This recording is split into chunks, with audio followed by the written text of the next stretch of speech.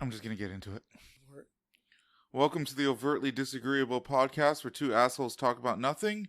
We're your hosts. My name is Ken and this is Shane. Hello, everyone. Hey, fuck, dude. I'm so fucking worked up. My Yeah. fucking muscles are all tense. Yeah, Shane just came back from a pretty extensive No, workout. I did it yesterday. Oh, you said Saturday. That's Yeah. right. That's right. Why Saturday? Because I wanted to have time to rest after today. Right, Like, okay. rest today before you showed up. Okay, so I see. So you just So I just- changed it to the Saturday? Yeah. Okay. Or I guess you don't change it. I book them book- throughout the week. Yeah. Like, usually a half a week before, just to give myself some time to be in denial about not going, and then I book it. Let that set in for a little bit before you have to fight it. Yeah. But yeah, I pushed it all to Saturday. That way I'd have more time today to chill out because I didn't have much time yesterday at all. Like, I slept in a bit, went to the gym, came home for like an hour to just chill out. Maybe not even an hour. Then I went, because my mom's traveling to, Las Vegas. Oh, shit, okay. So she's away for the last 4 days or whatever. Yeah. So I've been going over and taking care of the dogs. Okay. Well, it's just one dog now. Oh. Because Lovely died in February. Oh, that's right. Okay. And then, so I go over there and spend an hour with Parche, feed her, take her out for a little bit of a walk in the backyard. Oh, that's nice. And then I came back home, and then I came here, and I was like, man, I'm tired.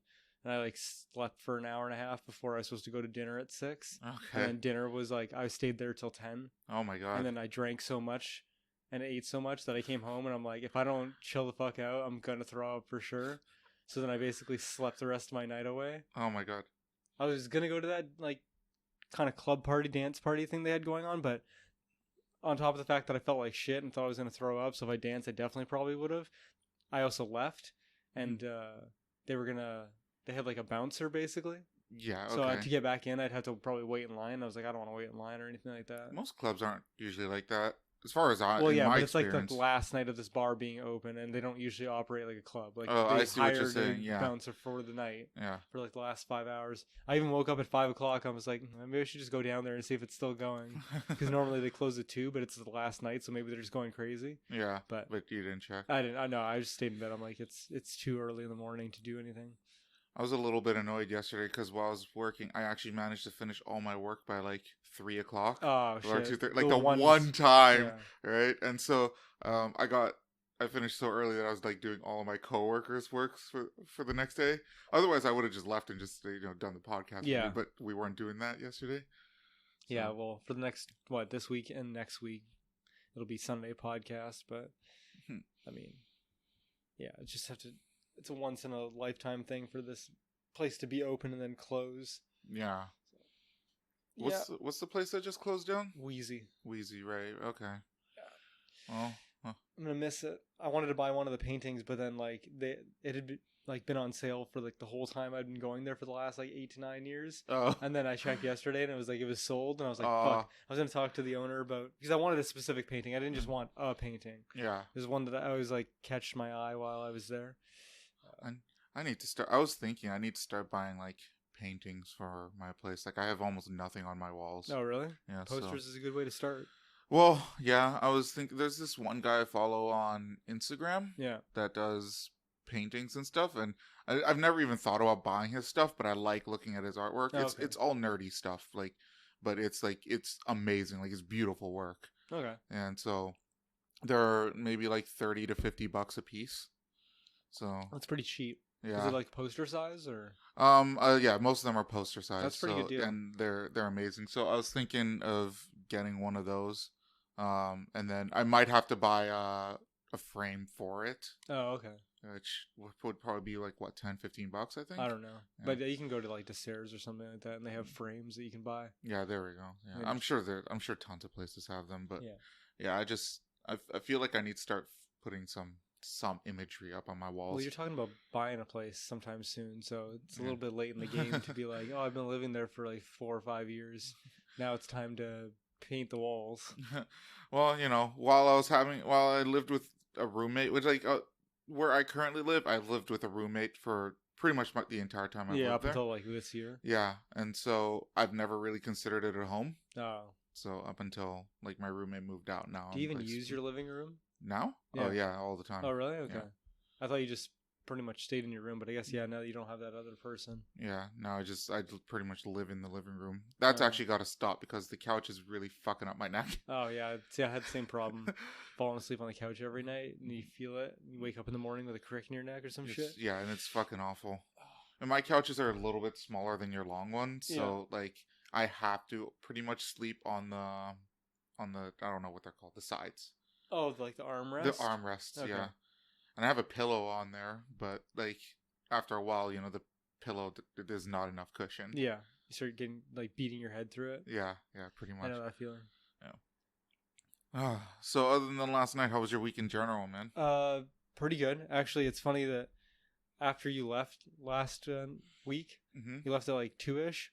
Yeah, something like that. I went to bed, tried to go to bed. I was sleeping on the couch, and then I woke up and I threw up. Oh, so I did that thing that I was telling you that like every month or so. I think it's every month now. I'm tracking it. That there'll be just one random night where I'll eat, and then 5-6 hours later at 3 o'clock in the morning, I'll wake up and just throw it all up. Okay, and I don't know what the thing is. So I've been like keeping track of myself. That if I feel like super bloated at like late at night, like 12 o'clock, 1 o'clock in the morning, and I go to bed and I feel like shit, then I probably am gonna throw up. So I've been super paranoid about it. So that happened on Saturday. And then so Sunday, I was like, okay, I'm going to stay up a little bit and just monitor myself until like 3 o'clock to see if it happens again. Okay. And I didn't feel great on Sunday night after I was trying to go to bed and I had eaten. But what ended up happening was things I could use for the podcast to talk about, which is I watched Justice League. Because I was like, you haven't seen that yet. I need a nothing movie that I can fall asleep to. So I just watched the whole thing. Yeah. Man, that movie sucked. Yeah, Justice League is not great. It sucked. Man, what a poor use of Batman. Like he does absolutely nothing but get his ass kicked the whole time and then just bring everybody together. Yeah. Like, he also murders people, if I remember correctly, in Justice League. Or maybe I'm thinking of Batman versus Superman. I think you're thinking Batman versus Superman because there's no people. He kills the parademons. Yeah, that's it. But there's no like people he's fighting. One big complaint that I have of Justice League versus like Avengers, and there's a very clear contrast there. Yeah, is Justice League was very lazy in the final scene because they moved the battlefield to a place where there's almost no one. Whereas in Avengers, the battlefield was in fucking like New York, like it's in the middle of the city, and there's way more chaos going on. Yeah, there's that. I mean, they do have like the thing where it's a town that's built around it. It's a small town, but it's a small town. The stakes are kind of low, even though it's the idea that the world's gonna be terraformed or whatever. But yeah, like Steppenwolf sucks. Yeah, he does. He's like he's a total bitch. Yeah, most of the characters kind of suck and like don't really do a lot. Wonder Woman does a little bit. Yeah. Oh god, I should have watched the movie closer to the podcast, but I was talking to my friends at work about it. I was just like, man, there's so many things that like they're trying to have like, mic drop moments for the characters. Yeah, they say something funny and it's like, that wasn't funny. That wasn't even cool. I don't know. Like Aquaman had like a good one or two good one-liners in the movie. I don't remember what they are, but I remember enjoying some stuff that Aquaman said. He was okay. But honestly, like I thought the chick when he goes to Atlantis was cooler because she was actually doing shit. She was like one-man arming against all the people that were coming down to take the box that was in Atlantis. So okay, I haven't seen the movie in a while, so I was wondering if I remember that scene wrong. So he does go to Atlantis, or he goes underwater with her or something, right? He doesn't go with her. He just goes there, and it just happens to be around the same time that the box cracks. And then I think is it Hera? I don't remember. The redhead chick. Yeah, the redhead chick. It's like there because he's absent from Atlantis. She like creates like water pockets, air pockets in the water and like does like water tornadoes. I'm like, that bitch is way cooler than Aquaman. So, you haven't seen the Aquaman movie, right? No, I haven't. Okay, so in the Aquaman movie, they make it clear that it takes place after the Justice League movie. Okay, that makes sense because he goes there and asks for the trident and the armor. Yes. Yeah. However, they also say in the Aquaman movie, this is my first time in Atlantis, and it's his first time meeting the redhead. Yeah. And I'm so confused. Yeah, that's the fault of DC being shitty. It's like, this doesn't make any fucking sense. Yeah. Is there maybe a part that it's like, is that like before the intro? And then the intro is supposed to imply that Justice League happened, and then the rest of the movie is after. I mean, that's still kind of shoddy, but I'm trying to remember. Aquaman seemed like, there was the intro and then the movie starts. But okay, yeah, like usual. It did seem like there's just like one Like, it didn't seem One like it was time. broken apart Okay. like that. Yeah. There was no time dilation or anything. And I was wondering when I saw that scene in Aquaman, like when he meets the red-haired girl for the first time, where like, am I remembering Justice League wrong? Like, what's going on to give here? him any length of rope, I could say maybe the fact that it might not have been actually Atlantis where they were holding the box, maybe, but he definitely met that chick and had like a conversation with her face to face. Yeah, and it at the wasn't very Nicole least Kidman. underwater. Yeah. Like, it may. Do you know if they were in Atlantis or was it? It looked like it was Atlantis. Okay, It was like underwater. Mhm. It was a stone structure, but like I didn't see no castle or city or anything like that. It was like a temple, kind of like how in the Themyscira, it's not in the city Themyscira, it's on the island, but it's like a separate holding place for the box. So it's like maybe that's the same thing. It's like he didn't go literally into Atlantis. He just went to Atlantis. One of the land. outskirts. Or yeah, exactly. Yeah. Maybe I'm just remembering Aquaman wrong. I don't know. Might be a case, but they also might be just trying to stretch the truth of like, I never went to the king's throne. Mm-hmm. You know what I mean? But I went to this one place on the outskirts. But I don't know. Justice League has some nice parts, although I can't remember any of them. Yeah, I like the Flash when Superman was trying to hit the Flash. I like that scene. Oh yeah. What do you mean the Flash is trying to hit Superman? No, because then he's holding the two of them in front of that monument, and then he like looks at them. Which fuck that. Fuck Superman being like OP like that. What's the point of having a character that his whole power is to be able to run super fast and like be able to manipulate time almost? To have Superman fly as fast as him, it's like no, the Flash is faster. He can go into the Time Force. Superman cannot access the Time Force. Yeah, but that's its own thing, a superpower. Like, not just going fast does not let you go into the Time Force. Like, the Time Force. No, I feel like that's part of the thing is that he's going so fast that he's like moving faster than. No, I mean, as far as I'm aware, the Time Force is like God, and it has to let you. You have to get your speed from the Time Force to be able to enter the Time. Like, Superman's just fast, but he's not fast because of the Time Force. I don't know. Like, that seems like there should be a. Like, you can already do so much. Why do you need to also be able to fly as fast as Flash? I think it's just because Flash hasn't, like, explored his powers that much. Maybe, but he's, like, pretty young in that movie. Yeah, it's true. He is young in that movie, but, like, there's just something of, like, man, you're really cheaping Flash out just so you can... Also, the retconning of killing Superman... Oh, yeah, that's... Superman to bring him back in the first, like, 45 minutes, half an hour. It's like, we assembled a team. We can't do anything. We need Superman. It's like, wow, so then what was the point of the last movie? Just so you could have Doomsday? Yeah, I mean, they alluded to that in the Superman vs. Batman movie. They pretty much like handed to you at the end of the movie, Superman's coming back. Like, do you remember the final scene? No, I never watched it. I never watched Man of Steel or Batman v Superman. In the very final scene, there's like on Superman's grave, it like shakes a little bit, something like that. So stupid. It's basically like telling the audience, hey, just so you know, Superman's not actually dead. That's so stupid. That's almost worse than like what they did in Justice League by using. At least they used technology that they obtained in Justice League with the Kryptonian technology to like, okay, maybe we can finagle this to bring Superman back. It was basically just like a what is it called? When you like use the electric thing to search yeah, I know what you're talking about. Fuck, sorry, I'm just blanking out because it's early morning. Yeah, I can't remember what it's called either. Fuck, what? Anyways, they use it in the hospital to restart people's heart. They basically did that with Kryptonian technology and the box. And I'm like, okay, like, I can stretch my imagination to believe that could happen. But the fact that they had a shaking grave in Batman v Superman, like, that's not even how he comes back. He doesn't just come back. Yeah. He gets I think it's revived. supposed to imply that he still has, life in his body or something. That's so stupid, dude. Yeah. I would have preferred if they just threw him into space and then just made, he absorbed the power of the sun and revived himself. Because at least that's like, within canon of Superman. Where he gets thrown into... Yeah, well, because he gets closer to the sun, I guess? Yeah, and he absorbs it, and that's like the source of his power. Yeah. And I'm sure I seem to remember at some point, there was some time where he died in space, and then basically came back, even though everyone thought he was dead.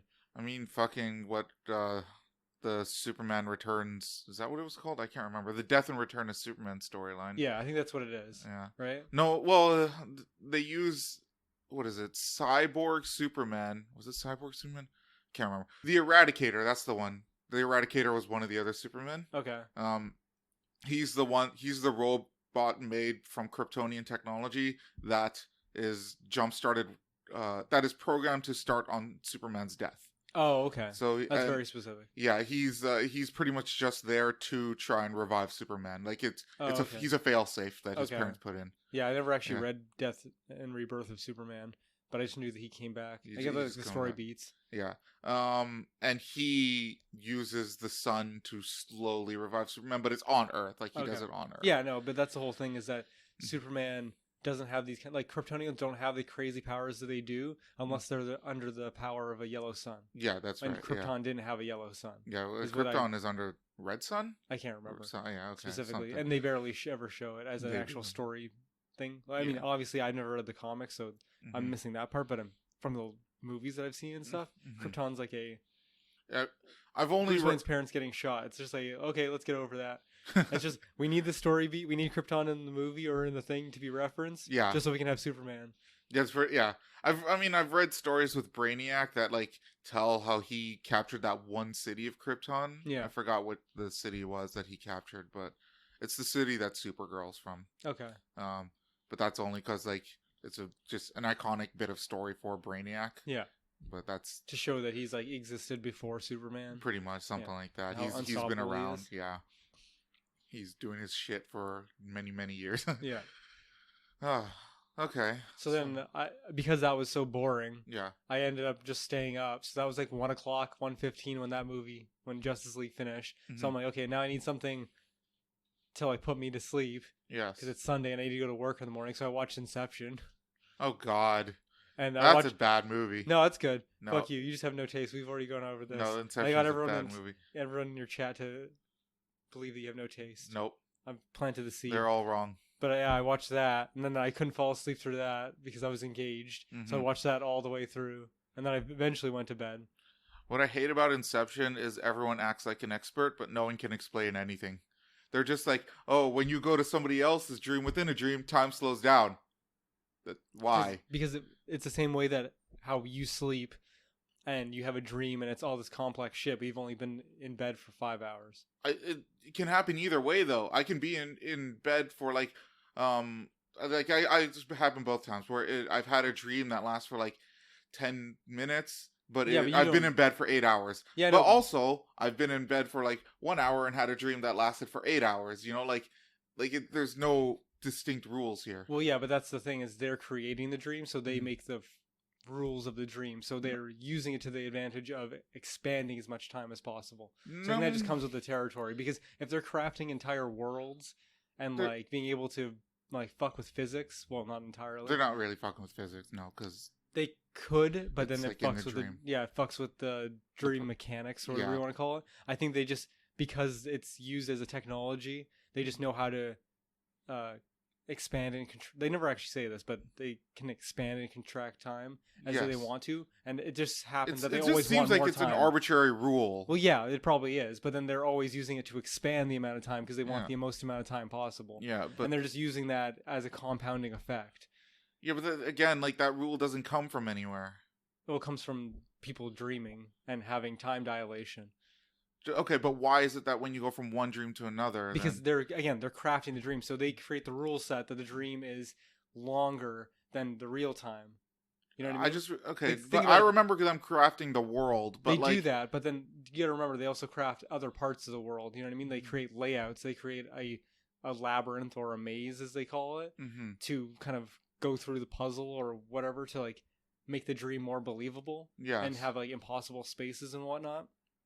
But I'm just assuming that because they're using it as a technological piece, they're not just falling asleep and being like, okay, we're jacked into dreams. They're using a box of some kind to be able to connect to each other's dreams. Yes. And they're using sedation to put themselves under like a heavy sleep as quickly as possible. So they're not under normal like dream state constraints where they're like, okay, maybe we'll just have a dream. They literally are injecting the idea of having a dream forcibly almost onto somebody. Yeah, no, they definitely are. So then my assumption is that they just have the technology and the prowess to be able to say, well, we want time in the dreams.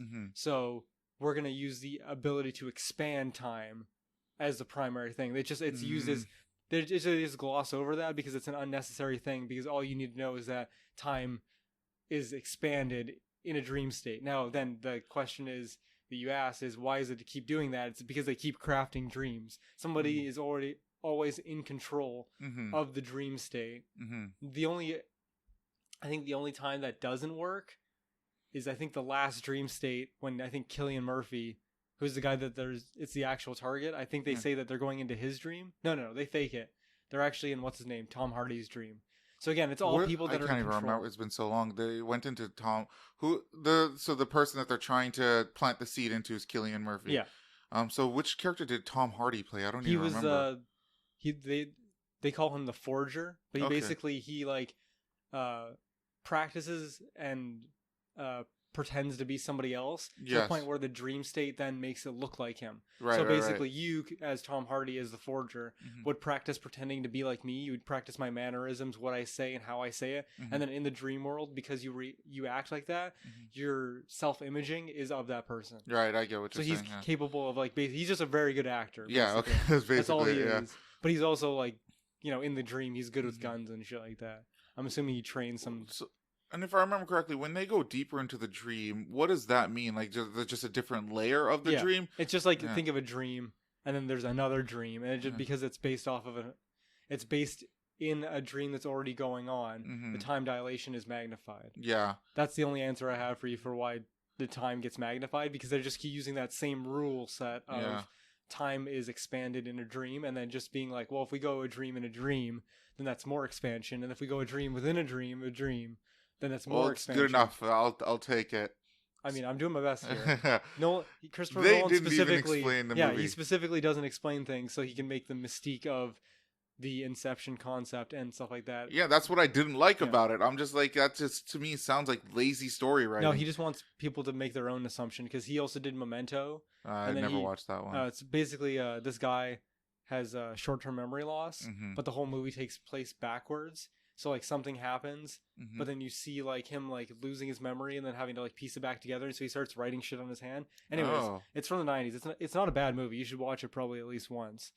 But then he gave away kind of like some key aspects of the movie back then in an interview or at a Comic-Con or some shit like that. And he always regretted that. So he said if he ever has another movie similar to Inception, he's never going to give away the ending or like give it to the audience. He gave away aspects of Conception or Memento. Okay, I see. And then regretted the fact that Inception. Yeah, and regretted the fact that he did that, because it kind of made their like the mystique of the idea of the movie being on the onus of the viewer, and then it just basically became whatever he's telling you it is. He didn't like that, or as an art form, he didn't like that. So. For Inception, he specifically was like, I'm never saying anything about the movie. You make the decision about, in the end, it's a top. Yeah, I remember that, yeah. Which, for me, from what I saw, like, throughout all of his fucked up, well, not fucked up, but like his repressed memories and his guilt and stuff like that, he never saw his kids' faces. In the final one, he sees his kids' faces. Which in the previous times he's like, well, I never saw their faces, so in these dreams I can never see their faces. Yes. And the top, you never see it actually fall, but it doesn't just keep spinning on the spot. It starts turns, like or wiggles, shakes, whatever. Wiggles, shakes, or like, I forget the word is, when it starts losing balance, basically, and the balance starts shifting. It looks like it's doing that, so my assumption is that it's going to fall, because if it was a dream, you wouldn't even need to be conscious of it to have the top spinning. Yeah. It would just spin infinitely. So he would go play with his kids, and then he would come back in, and the top would still be spinning. The fact that it's even wobbling, if it wobbles, that's what I was looking for. If it wobbles, it's gonna lose balance. I guess it. Okay. It could be explained in any way. Yeah, it's true. Well, I mean, that scene I don't have a problem with. I'm actually fine with that scene. Yeah. Like, if he wants to preserve the mystique of that kind of thing, that's fine. But I would prefer if he's creating, I don't know, technology like this, that he would have defined sets of rules. Yeah, because you explain the technology a little bit better. Yeah, they don't do that at all. Yeah. It's just like, it's jumped at the end of a guy's career as a, I don't know, what do you call him, dream hacker or whatever. Yeah, I don't remember what they called it. I can't remember what the specific job title was, but like, there's like a whole government thing going on in the background. Like a government, a corporation, like hunting them down concept. The dream hunters. No, it's like the company that they were initially working for, and then they went rogue. Yeah, okay, solo or whatever, and then now they're like being hunted by this corporation, but even that gets glossed over. That's like just a little bit of tension because most of the movie takes place in the dream of most of the movie is like a hit job. Yeah. Whatever. I mean, yeah, I don't know. Still not a huge fan of that movie. And when it came out, everyone thought that they were deep for understanding it, which also kind of pissed me off. Yeah, well, I mean, that happens with anything. Oh no, I watched Inception. I'm so deep. They just want to be highbrow. Yeah, I don't know. That must be it. But basically, virtue signaling. Like, I don't mind that if people want to have discussions and feel like they're somewhat intelligent, but it's the people who like, it's like the Rick and Morty fans who think that they're better than everyone else, or the people who go on Reddit. After that one post became popular, everyone just realized Rick and Morty is not a smart show. There was that one, like, I assume you know what post I'm thinking of. No, again, I don't go on the internet very often. It was basically just somebody going on. It was either Reddit or 4chan. I'm not certain, but he's. Let's pretend we're having a conversation. Yeah. I say I don't like Rick and Morty, and then you say to me, "Oh, well, you're just not smart enough to understand it." Okay, I have seen something to that effect. Yeah. And so as soon as that post was made, everyone was just like, "Oh, Rick and Morty's actually not that smart of a show." Yeah. Everyone came to their senses. It's the same thing with like people thinking they're nerds for watching The Big Bang Theory. Oh my god, such low quality trash. But I mean, people could make the same argument almost in reverse of like the Rick and Morty thing of people are dicks for thinking that they're smarter for watching it, but we could be dicks for thinking that we're smart enough to not have to watch The Big Bang Theory. But then The Big Bang Theory has given itself like 12 seasons, 11 seasons of trash. Yeah. It's the same way I felt about How I Met Your Mother. I'm like, I watched a little bit of it. I'm like, this is such low hanging fruit, like low bar garbage comedy. And then I saw the ending and I'm like, so in other words, this whole show was a big waste of fucking time. It's so dumb. Yeah. Well, a lot of people called it like Friends for Millennials or something. Yeah, basically it was. I mean, How I Met Your Mother was okay. I did watch a bunch of it and I did enjoy it. It like the character writing is really good, but like I don't know, everything else just kind of fell flat. Yeah, I don't know. It's just that's the time when I realized that I don't like those type of sitcoms anymore. Watching them, I'm just like, there's nothing happening. Yeah, so no, boring. nothing happens. It's not. Yeah. Neil Patrick Harris is gonna bang some chick, and then he's gonna eventually meet some chick that doesn't want to bang him, and then he's gonna try to get her to bang her. Like it's the same fucking shit every time. Well, people like predictability. I suppose. Like I liked 2.5 Men, but that show's still dumb and predictable. Yeah, I did watch a bunch of that, but I didn't really necessarily like it. Honestly, and I know it's made by the same people as Big Bang Theory. Yeah. But I feel like it's a better version of Big Bang Theory. Only because you're probably not being insulted for the fact that it's like, we're nerds. Yeah, maybe that's the case. Maybe it just didn't hit me like outside that. Your wheelhouse for you to be pandered to, and you realize how garbage it is. I don't know. It's the same thing though with 2.5 Men, where I'm like, everything here is too predictable. Yeah, it's too like on the nose. It's too like obvious. It's too like I can almost write these jokes. There are very simple jokes. Yeah, they're not the most complex jokes. It's in like the world. I'm not even tooting my own horn. I mean, just mean like they're so easy. Yeah. You know what I mean? Like I haven't watched them in years, so like I watched a couple episodes. I could probably write another episode, but like any one of Charlie Sheen's responses to a situation is pretty much like you totally expected him to say that. Yeah, no. I don't know how you get satisfaction out of that. You know what I mean? I enjoyed it. It might have been the laugh track that got me. I guess so. I don't know. Laugh tracks too. They're so bad. Big Bang Theory is even worse for that. There's a fucking sign telling people to laugh. Oh god, so terrible. Well, I mean that's not how laugh tracks are done anymore. I think they are. Are they? No, I'm pretty sure it's just an audio clip. You think? Oh, you think they just inject an audio clip not even in front of a studio audience? No, anymore? there's no way it's in front of a studio. Like the last show, I think that was like, and I'm probably wrong about this, but the last show I remember that was in front of a studio audience was like Boy Meets World. Oh wow, and that's not even. And I don't even think it was like the later seasons. That's not even really recent at all. Yeah. I'm trying to think. I might be wrong about that. In fact, I very likely am. I feel like Friends probably had a studio audience. They probably, you know what? Fair enough. They probably did, at least for a good chunk of it. Yeah, because I remember they have like all their sets are back to back and whatnot. If you look at like behind the scenes footage. I'm trying to think if Seinfeld was in front of a studio audience. Seinfeld, well, fuck, that's a harder one because a lot of Seinfeld also takes place like in the city. Yeah, that's true. So, and you do see moving cars and whatnot. Yeah, so they obviously shoot that ahead of time. Yeah. But then there's obviously scenes like the coffee shop and whatnot. Coffee shop, yeah, or their apartments or Yeah. something. Well, So maybe it's like a specifically half-half, and they splice the video segments in to like give them set change possible, times. yeah. I don't know. So I don't really know how studio audiences like how it works with that kind of stuff. Anytime I hear laughing on a sitcom show, I'm like, no. It feels so fake and generic, and I feel like I'm not laughing. Mm-hmm. So why is the audience like ha ha ha ha? It's like it wasn't that funny, guys. Like I know that they brought you in because you like the show, Mm-hmm. and you're probably the target audience of it, so you're probably more likely to laugh. Mm-hmm. But not every joke hits. I'm sorry. I Bazinga is not a joke. I saw like the first time I watched an episode of Big Bang Theory, I was just like, oh, this is not bad. And then I watched like 3 more episodes, and I was just like, I'm kind of That's done what I with did this. too. Yeah, I was the same way, and I felt the same way like towards the end of Community, where it was like I could stand like the first like 2-3 seasons of Community, and then it got to the 4th season and then they got brought back, and I'm like, now you guys are just recycling old jokes. like not even old jokes, but like they feel like it's too formulaic now. You're not throwing curveballs at me. It's like every Halloween has to have a Halloween themed episode where it's extravagant and dumb, and there's like there has to be a paintball episode and shit like that. I'm like, it's too formulaic, guys. The whole point of your show was that it wasn't so formulaic. Really? Is that I barely watch any Community, so is that actually a thing? Like it was actually I feel like every episode had a different like I don't know the way the story happened. Yeah, I would feel like that was the case. Like they would always group together in their community type of like group. Yeah, and they would have to deal with their interpersonal relationships. But then it wasn't like it was always. I didn't feel like always the same thing. And then eventually it got to that point where it's like now you're pandering to the audience that is stuck with you. And you're not applying. It feels like you're not applying yourselves the way you used to. Yeah. But maybe that's also because like when a show is new, it feels fresh because it's giving you new concept. Yeah. But then at the same time, like there are tons of shows that like this is not a great example because it's not a sitcom, but like Teen Titans. Yeah. Right. They only had 2 seasons of it. And so good. It didn't feel like the same 2 seasons. No, they were. Totally different. Exactly. Well, it's like I feel like the tone of them were different at least.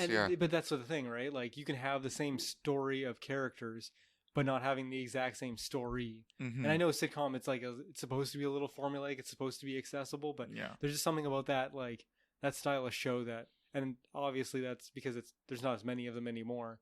That nobody feels this way. Sorry, that I'm not the only person who feels this way, but it's just so formulaic that it becomes generic. Yeah. And then you're like, you lose your taste buds, and then the only people watching How I Met Your Mother and fucking Big Bang Theory are the people that are so bought in. Yes. But then I feel sorry for those people because you could be watching anything else. Hating Big Bang Theory is pretty popular now, too. It's true, but I like most things, like with Game of Thrones, I was ahead of that curve. Okay, fair enough. Like the first time I heard Bazinga as a joke, I'm like, that's it. That's it. I watch again, like you said. Watch a couple episodes of it, and then it becomes just like I've seen every episode now. Yeah, it just became stale pretty fucking quickly. I mean, like, I never really hated Big Bang Theory, and I probably still don't. But it's dull. Like there's nothing to watch. Yeah, I think I've gotten over my hatred of it, and to the point where you're at, where it's just dull for me now. Dull, yeah. And I'm just like I have no patience for this. There's that joke that somebody made online where he's just I can't remember which character, but basically this one character names a bunch of references, and then a laugh track happens. Oh yeah. And do you know what that's the guy like complains about? One of the generic jokes. Where it's like they just name drop a bunch of things. Shit. Yeah, and it's like, where's the joke? Yeah. Where's the fucking joke? Why do you have a laugh track? Yeah, it's again pandering to the lowest common denominator. That's got to be it. Yeah. I'm trying to think, what else did I do with my week? I played more of that Fight or Fright for Apex. Oh, right. Yeah. Yeah. So I played more of that, and I got the one skin I wanted for the Devotion. So you finally managed to like be on the winning team? Yeah, both sides. Both sides. Of course. So I won as a shadow first, right? Okay. And which makes sense because that does seem more easier. likely because there's going to be a higher volume of people that are shadows than legends. Yeah. But right after I won that shadow one, I won again as a shadow. Oh, are you fucking kidding me? So it's like I just was so I only played it a little bit, but like I put in all that like frustration to be like, no, it's so fucking difficult, and I got back-to-back wins with shadows. So it's like, all right. And then I played a little more that night, and to get the Devotion skin, you have to win one as a legend, one as a shadow. You have to do 1-on-1, yeah. And then I ended up winning one as a legend. I'm like, I'm done. Okay. I don't need to play this shit anymore. And I was one of Sick of 2 it. people that escaped. Honestly, man, that game mode looks like a lot of fun. It's pretty fun. Yeah. I want to play it now that I don't have the frustration of like forcing myself to win. You know what I mean? Like I want to be able to like, oh, I died. Okay, cool. Now I'm just gonna antagonize other people. Yes. And that's what seems great to me. Because I mean, this has almost nothing to do with it, but when I was a kid, my favorite version of the game of tag was the one where, like, if you got tagged, then, like, you and the other person are on the same team. Oh, yeah. And then it becomes you like a horde. Yeah, I forgot what the name that we gave it was, but I always enjoyed that. And yeah. That game mode just reminds me a lot of that. Yeah, I mean, this basically the same concept. Yeah. So I've been playing a lot of Apex. Man, I've gotten fucking good. I played once on, I played a whole bunch. And I got a bunch of wins, but I played once on Thursday night. None of my friends were online, so I just played a random game. I'm going to give you the whole play-by-play, except for the whole middle section that I forgot what happened. Okay. So middle doesn't matter. It's like I'm with 2 randoms. I ping a place. You don't normally play with randoms, do you? No, I don't. Yeah. But it seems like whenever I play with randoms, I do pretty good. Okay, I don't know what it is. And not just me doing good, like the team does good. Okay. I think you just shat on your friends there. But anyways, no, go because ahead. my friends are good. Like, it's weird. My friends will give me consistent games where if I'll play with them, I'll always get like top 5. But then when I play by myself, it's either I do amazingly good or terrible. Yeah, because there's no team coordination. Yeah. At least with my friends, it's like we always get top 3. We always get top 5. And then we get wins. Okay. So it's a bit of like a consistency versus like extremes, you know what I mean? Because I've won a couple times with randoms. Like last weekend, it was the same thing where I found one random dude, and it was the same scenario where our third dropped out because we didn't pick him up right away, and then we ended up winning. Okay. Right, but this game, I pinged a place, and then one of the other dudes who ended up dropping out, his screen name was Itachi. He pinged another spot that was far off from, like, not super far off, but far enough that we were landing at 2 different spots. Okay. He lands.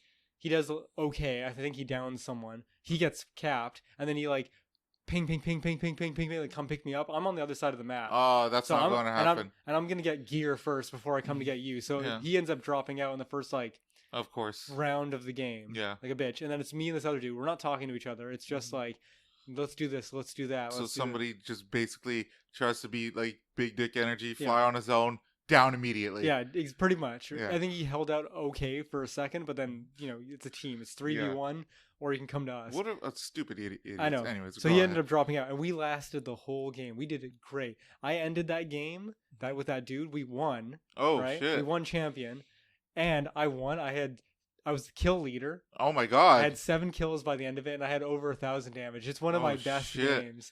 Yeah, it was fucking great. 7 kills and over 1,000 damage. That's impressive. And I was kill leader, which is a very rare thing because I don't normally get a lot of kills. Yeah. Even when I do damage, I don't get kills. You don't get the kills, yeah. I get knockdowns or something like that, but I'm always like a smite. I'm a support. Yes. I'm a team player, mostly. But the end of this game was amazing. It was like a couple of houses in like a canyon-ish area. I don't know specifically where the name of it is, but we go up to it and we're hiding in this building and we're waiting because everyone's like, it's the last 3 squads and we're one of the 3. Yeah, okay. So we're hiding in this building, me and this Small dude. circle. Yeah, we're pretty geared out. Okay. I think I've been holding a vault key, which I can explain. Yeah. Okay, so I'll explain what a vault key is later if you remind me. But I'm holding a vault key, which is like a special item. Okay. Actually, I'll just tell you now. Basically, they drop out of cargo bots. And they're not always in cargo bots, but then there's 3 parts in the map that have vaults that are locked in these like underground areas. Okay. And you need a vault key to get into it, and the vault always has purple and gold items. Like, oh shit, enough for everybody. Oh my god. Like, you can get a gold chest, I can get a gold backpack, and the third guy can get a gold helmet. Then you can get a purple backpack, and I can get another purple, and we can like have a purple stock and get you basically loaded up. Okay, that's pretty dope. I was holding on to this since the beginning when that dude died. Okay. And we were just like, we're going to make our way to the vault. It just so happened that where we were going to... There was a vault? It was where the circle is going to be. Okay. And the vault was looted. Okay. By the time we got to it, because it was later in the game. Oh, lame. But it led us to like get to the circle. Okay. And so anyways, the end of the game, it's the final 3. We're hiding in this building. I see these motherfuckers like scouting, and they're on top of their own building, like outside the building. Yeah. So I'm like, okay, they're wait. exposed. They're exposed. And I'm waiting. We're waiting. Oh, again, we're geared the fuck out. We're doing really good. I'm already the kill leader.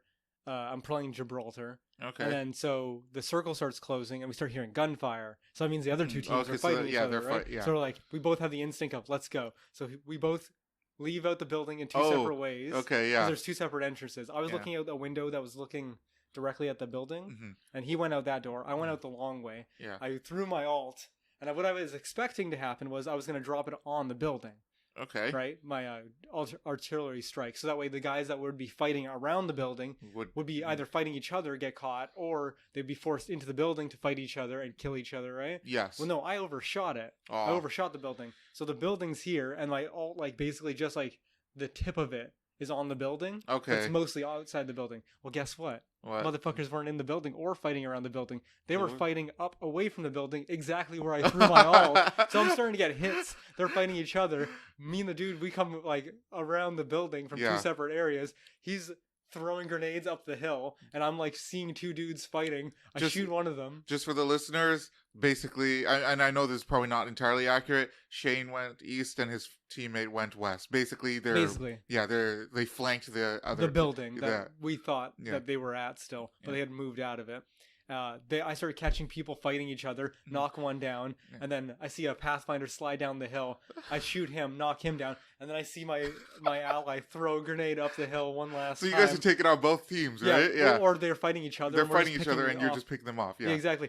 I see him throw the grenade. I don't even know if he hit somebody with the grenade, but he throws a grenade, and it doesn't even sound like it goes off, and the circle's closing, and it's like champion. Because everybody was down. It was so good. Won. That's dope. Yeah, it was so great. Oh my god. It was a great match, and then I took a picture of it and sent it to my friends, and I was like, y'all missed out. So that one guy who left early fucking bitched out. I think that's what I did. I went on the mic, and I talked to the dude. I'm like, great job, dude. Fuck that guy that little bitch that left at the beginning of the game. And I always do that when someone bails out early. Or like because we don't get them. I'm like, that motherfucker was a bitch. Like, no game sense whatsoever. In this particular sense, it was more on this dude that he left in a separate way. But there's tons of times where it's like, you didn't pick me up right away. You didn't res me instantly. Blah, blah, blah, blah, blah. Or like they don't understand the circumstances. It's like the bubble is closing. We're on the second and third round. I'm going to take a fuck ton of damage just trying to pick you up. Yeah. To revive you so you can come back with no items. It's better. Yeah. No, just leave him dead. Exactly. And the same night that I had won that one that I did really well, I played another game before that or after. I can't remember. I think I ended the night with that. But I think I played a game before that where I was playing with a group of randoms and I did pick him up. It just so happened that like we were in an area where there was a lot of buildings. So the respawn point was literally the building across the street. Yeah. But we were like in top 5, I think. Or it was top 3. I can't remember. I think it was top 3. We were like top 4 going into top 3. Okay. So I rezzed him and I was wraithed. So I made a portal from the I see. Yeah, just from the res get point out on top of the building all the way back to the building where we were so he could come pick up his stuff. He didn't even use the portal. He just ran? He just ran. Why? I don't know. People are smart. And then I go down because I'm coming to the fight late because of our other dude already went down because I left to go res that dude. Yes. And so all of this shit is going to shit basically because I wasn't there. Yeah. To res. Sorry, I wasn't there to help the other dude fight after the other dude ran into the building and got shot. And to res him, who fucked up already, he came back with no items. And he doesn't even pick up a gun or like look for a gun. It's late game, by the way. So he he runs in the building after I go down and get taken out, and the other dude's taken out, and he starts trying to punch these dudes at late game in a corner. Oh my god! And gets taken out instantly. I'm like, that's not smart. And that's why you don't get fucking rezzed with no items because you're useless. Jesus Christ, what an idiot! Yeah, I'm still kind of salty that he didn't take the portal. Yeah, I know. It would have been really nice if he did. Yeah. So, like that's pretty dumb. Yeah. No, I agree. Like Wraith and I forgot the medic chick. Lifeline are probably the only two people that can really go deep into the. Not anymore. They made it so that Lifeline, you throw it at her drone and she heals you like 1 second, and then the drone breaks in the storm. Oh shit! So the storm affects the drone as well. Yeah. Oh. They patched it so you can't just sit in it, which I can understand. I wish it was the old way. Because the thing does a lot of damage at late game. Like you can't. Yeah, you're still. Yeah, like being out there still hits you hard. Yeah, not early. Like early, you could probably get away with it if the drone didn't die. But late game, like second or third round closing in, it's like it's going to do so much damage that even if you were to heal, you have to stand in one spot. So you're not making any distance on where the storm is going to end anyways. Yeah, right? and like if I remember correctly, you still like have to heal, like use items to heal yourself while the drone is healing you. If it's late game, if it's late game, there. yeah, for sure. Yeah. And now I think they've made it so that you take even more damage. So like Jesus Christ. by the time you get to like top 3s, Mm-hmm. if you even step out in the storm, that was one of the other games. I played a game where I was Wraith again, and I fucked myself doing this. I used my tactical where she goes into the void, Yeah. and I couldn't see the storm anymore, and I walked into the storm, and then by the time that I realized and came out of the tactical, Mm-hmm. I was already in the storm for long enough that I like basically destroyed all my health. Oh shit. So I kind of fucked myself in that, but it was the same thing. It's like there's no time Mm-hmm. to even step in there for a second. It's like a fifth of your health just for like dipping your toes into it. Oh my late God. Game. So they really push it. So by late game, you're not going into the storm. Stay the fuck Yeah. out of the storm. Like the first 2 rounds, you could probably get away with it. Mm-hmm. Even the second round, you're pushing it. Yeah, okay. But the first round, you could probably like just sit, have a fucking picnic, eat a sandwich. Mm-hmm. You know what I mean? And then just mosey on your way. Okay. Even without the drone being patched the way it is. Yeah. Fuck. But yeah, I've been playing a lot of Apex. I've been hungry for that shit. I keep getting Apex memes on my phone. Oh really? For, like Facebook and stuff like that. And I'm like, I just go home and I'm like, I just want to play Apex. Fucking yeah. Facebook knows. Google knows. Yeah, and it's making me better too because some of the strats I've been seeing is like, don't even bother scoping. Oh really? Like sometimes just shooting from the hip It's with a just good better. with a good scope already on there. Mm-hmm. I don't think it actually affects the accuracy, but it just seems to affect the accuracy. Okay. Where you just shoot people from the hip and it does pretty good damage and is fairly accurate. I mean, my rule of thumb for almost any shooter is for shotguns at least, just fucking aim from the hip. Like, yeah. It's a shotgun. It's got like I almost never ADS with a Peacekeeper. Yeah, no, I don't unless it's got the choke. Mm-hmm. Then you need it to charge the choke. Yeah, to get the extra damage. That thing becomes a fucking sniper. Oh yeah, it does. It's fucking crazy. Yeah. I mean, it even takes the triple take, which I actually don't like this about the triple take with the choke. Mm-hmm. It condenses it into one shot. Yeah. I actually like the triple shot because it covers more like area. Because the triple take is still fucking strong. Oh yeah, it's still really So strong. I agree with you that it's I wish better. it would just do more damage, but have the triple. But it makes sense that it's a choke. Yeah. So it's choking the thing and condensing it. But man, if you nail someone with that Oof. single shot, it's like they're going goodbye down. armor. Yeah. Even if it's like fucking gold armor or whatever, Yeah, they're going it'll down. definitely crack them. Yeah. I'm trying to think what else I've done since I've been rambling on for so long. I haven't done much else. Oh, did I tell you? No, I already told you last week about the 14-hour work week. Yeah, you did. Yeah, You mentioned that. that's yeah. over. I haven't had to do that again. That's nice. Mm-hmm. Work's been fine. Just That's good. moseying along. I'm trying to think. Did I play anything else? Not really. I played like 1 or 2 games of Smite. There we go. Seems like you're going less Smite as time goes on. Yeah, I don't know. And unfortunately, it seems like because I stopped playing, and I'm not saying that it's just because of me. Mm-hmm. It seems like me, in part, not playing as much. Mm-hmm. There's less reason for the group to play. So there's just less Smite within our Smite group Yeah. being played. And the games Well, how many people like initiate the group?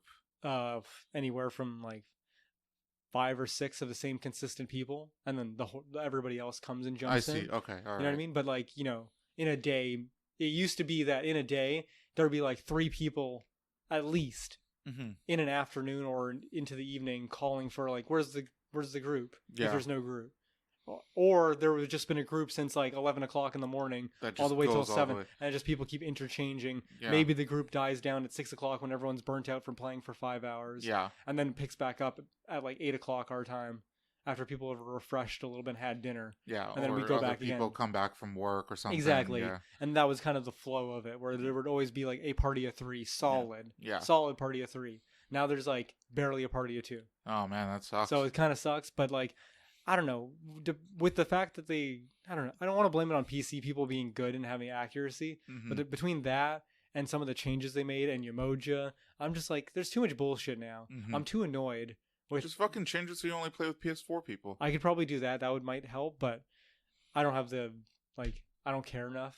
And Fair the enough. few times that I play, I'm not thinking about it. I just want to play with my boys. Mm-hmm. And so, yeah. I played a little bit of Borderlands.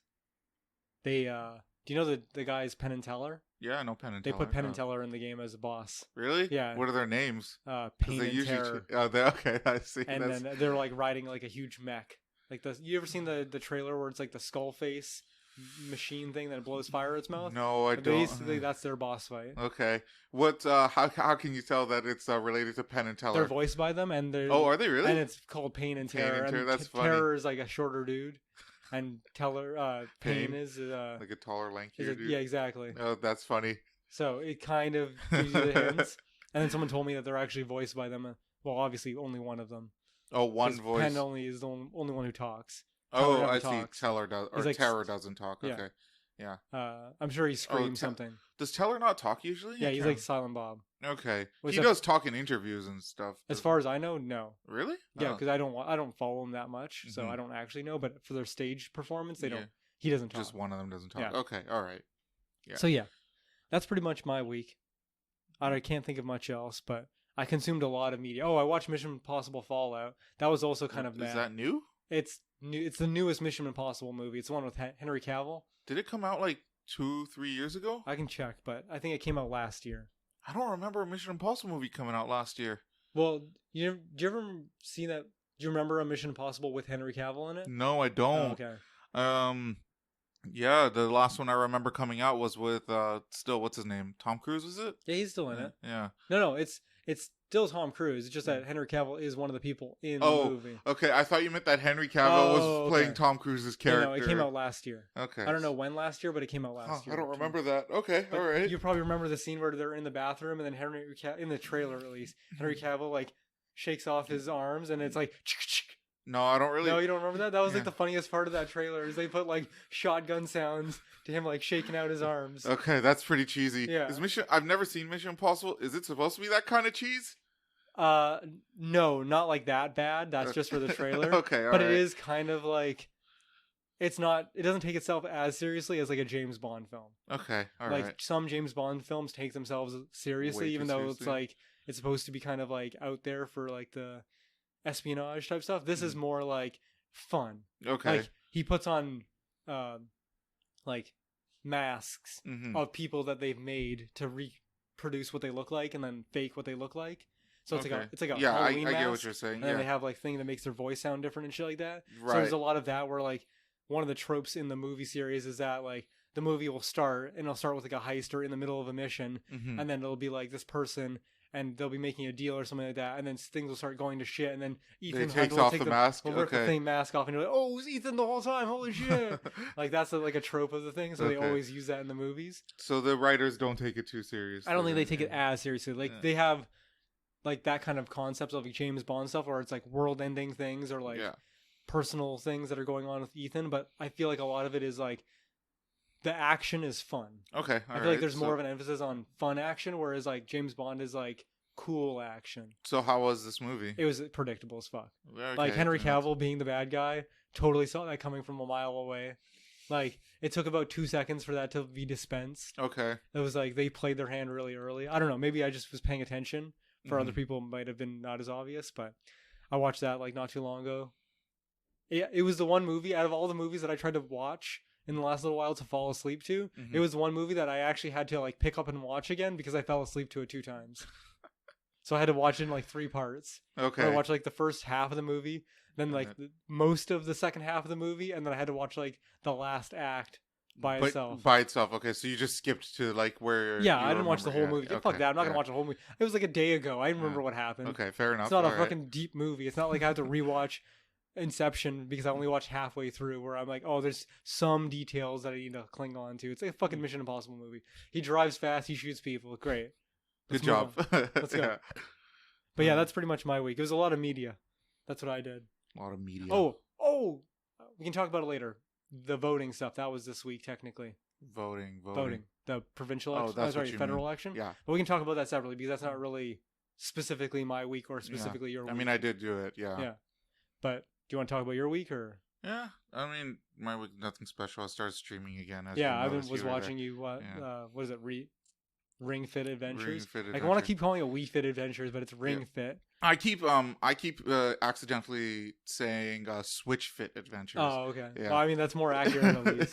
But no, it's Ring Fit Adventures because like I was just like as soon as I saw the trailer for the game, I'm like, oh man, this actually looks like fun, and I am enjoying it. Yeah, it's hard as fuck. You're having fun at least. The only complaint I have about it is It has one Joy-Con in the ring, Yeah. which is fine. The ring is solid. Like you asked about it, Yeah. it's a solid ring. Like it does not feel like it's gonna break at Okay.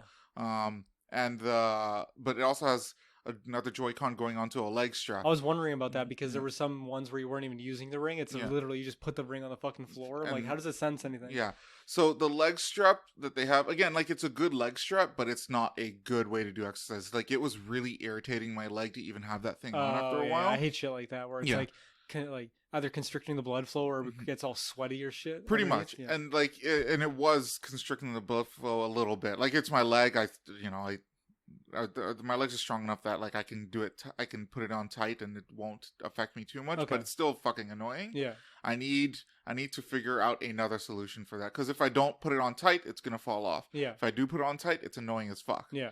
So, that's my only complaint about the game. That the leg strap is just really annoying to deal with. I was wondering if it was on your waist because I was trying to look at the character model, mm-hmm. and the character model has something on their leg, mm-hmm. like a random one strap. Mm-hmm. And then a belt like on their clothes or whatever. I was thinking that maybe that there was like a Joy-Con on your waist. It'd be nice if I could maybe find something to put it on my waist, but more of a clip sort of thing. Yeah, that would probably be handy. But then the thing is, the game was made for it to be on your thigh, so not read it properly if it was on your waist, probably. But that game is pretty fun. I've been shitting on the squat exercises for a little bit because they're weak as fuck. Like they do almost no damage, and it's a hard as fuck exercise. Yeah. So I'm like, why do they do this? Why do they do this? I found out the answer. What? Later on, I haven't used it yet, but I got a really strong exercise. It's called wide squats. So it's like the squats, but more difficult. Okay. And so that's why the OG squats are. Oh, because they have to tone it down so they can have two different categories versions of yeah. Okay. So, but it's a different. Is it a different color? I think it is. Yellow, I think is what the squat was. Yeah, maybe it is yellow. I can't remember because I just unlocked it and I haven't used it yet. All right. So, are you still? I guess you haven't used it, but I was gonna say, are you still using the vagina channel and warrior pose as your main DPS? I might have to get rid of that soon. Really? Yeah. The vagina channel is so good though. It's such an easy one. It's free money. Yeah, that one's pretty good because it's like it's 80 and it's very easy to do. Yeah. The only I will say when I was playing it on Friday. Yeah. So Friday. So I had played it on Monday, Tuesday, Wednesday, Thursday, Friday. Mm-hmm. On Friday, every exercise I did hurts, including that one. Oh, yeah? Yeah. Even the ones where I had to squeeze the ring against my stomach, which normally easy as fuck to do. Yeah. I actually started to feel that on the Friday where as I was squeezing, I'm like, oh, fuck, this hurts like a motherfucker. Well, at least you're getting something out of it. Yeah. That pain is letting you know that you're doing something's happening. Yeah. And when I took a shower on Thursday and Friday, like I could see like there was red spots all over my body. Oh yeah. Well, you've been going crazy to go from like what would you normally do for working out? You go like once or twice a week. Yeah, like strength training. Now you're doing like almost an hour every single day. A little bit more. Yeah. That one day I watched, it was like an hour and 15, hour 20. Yeah, and I did my strength training before I started streaming too. Oh, you did that too? Oh, yeah, okay. I did. What was it that day? I can't remember, but it was probably biceps and back. Okay. Yeah. So you just do a little bit. Yeah, I just do like 3 exercises for biceps, 3 for back, but I rush through it. Like I just want to get rid of it. Yeah. But yeah, I'm having fun. That game is good. I don't know how my friend Andrew found me. Because he said that somebody gave him, like a mutual friend gave him my Twitch channel. Okay. But I don't remember ever telling that person my Twitch channel. Maybe they just added you randomly on Twitch and then just never watched you. And it's possible. And then they're like, oh, who's this person streaming? And then realized it was you. Somebody did tell me that like I was one of only like 10 people streaming that particular game. Because that one dude came in, Coffee and Koi. Yeah, that's right. I think it was Koi more so because he was on your stream for a couple days. Yeah, he really enjoyed it. He really likes watching me do squats. All right. Those are the worst. Squats are worse than planks. Yeah. But yeah. So Koi was telling me, and again, I don't know if this is true, or maybe it's just the one time that he was looking for it. But he's just like, out of all the people playing the game right now, yours is the highest quality one. Oh yeah. I'm just like, oh, okay. That's funny. Yeah. He's just like, I can't really hear what anyone else is saying. The camera's garbage and stuff like that. Had a lot of practice to sort that shit out. Yeah, well, I'm not too satisfied with my audio setup, but it's like I don't want to be wearing anything. Yeah. So Yeah, again, like with the leg strap thing, Mm-hmm. it's more annoying to have like a headset on while you're working out and shit Yeah, like it's that. The earbuds is you can get away with it because it's almost. I Don't took feel them it. off eventually. 'Cause I just need them as speakers at this point, anyways. But yeah, so streaming Ring Fit Adventures, which has been pretty good for the stream as well. Like a lot more people showed up than normal. By Friday, because what did I come? Did I come on Wednesday or Friday? I want to say you came on Thursday. Maybe it was Wednesday. Yeah, I can't remember. Yeah, it was. I thought it was Thursday, but I might be wrong about that. But yeah, no, I mean it was good. Apple showed up again. I haven't seen that bitch in a while. So yeah, and like I said, I'm legitimately enjoying the game. Like I'm just having fun playing it. How far through the game you think? I don't even think I'm halfway through. Okay. I mean, I'm powering through it fairly fast from what I can tell. I'm sure other people have already finished it, obviously, but like, a couple of people in the chat were telling me that they were playing it too, but they only got through like a couple. Like they just do like one level at a time, whereas I do one world at a time. Oh, okay. Yeah. Yeah, so you're really pushing it. Yeah. The game kept telling you to like chill out. Yeah, the game like 2 or 3 times on a stream, the game would be like, you should stop here. Do you want to continue or take a rest? And I'm just like, continue. Keep going until I finish the boss. The one time I watched you, I watched pretty much the entire stream, and I think I told you like 3 times, especially when it got to like the 45-hour mark. It was like, dude, chill out. 45-hour mark. Yeah, it's just like, dude, chill out. However, with that said, the most recent time I played, which was on Friday, I didn't finish the entire world. Oh, okay. It was well, they're fucking long. They do so many of those running sections. Yeah, like those are brutal. They make it seem like each world or whatever, or I don't know what it is. What is it? Each. I'm calling it like level is like the one thing you like. So the level. Map that you play. Yeah. And then the world is all the maps together. So each level feels like they just want you to play one level for your workout. Yes. That's what it feels like because there's so much like we're running, we're jogging, we're doing bullshit, and then it's like you do a little something at the end and then it's done. Yeah. It's like a 15-minute workout. What the fuck is that? It's nothing. Yeah. But then if you do the whole world, it's like an hour and 15, hour 20. Yeah. And they're like, chill out. Chill out, dude. Don't stop doing this. Maybe you sit on the couch for a while, eat some chips. Yeah. Another good thing about the game, although I haven't done this game mode yet, is it has something called a multitasking mode. Okay. Where if you want, you turn on the game, but you don't. You just watch a movie or something, like whatever movie you want. Okay. You just go onto Netflix, fucking watch a movie. But you just use the ring and just do an exercise. Like, you just pull and push, whatever. Oh, okay. And it'll keep track of everything you're doing. Huh. Okay. Yeah. That's neat. So it encourages you to work out even if you're not playing the game. Okay. Yeah. I suppose that's just for people who don't want to actually engage with the game part of the game. Yeah. I mean, I'm loving the game part of the game. Yeah. It's a very simple RPG. Like, there's nothing complex about it whatsoever. Yeah, once you get the idea, the flow. Yeah. In fact, the only really hard part is the beginning before you get the elemental advantages. Yeah.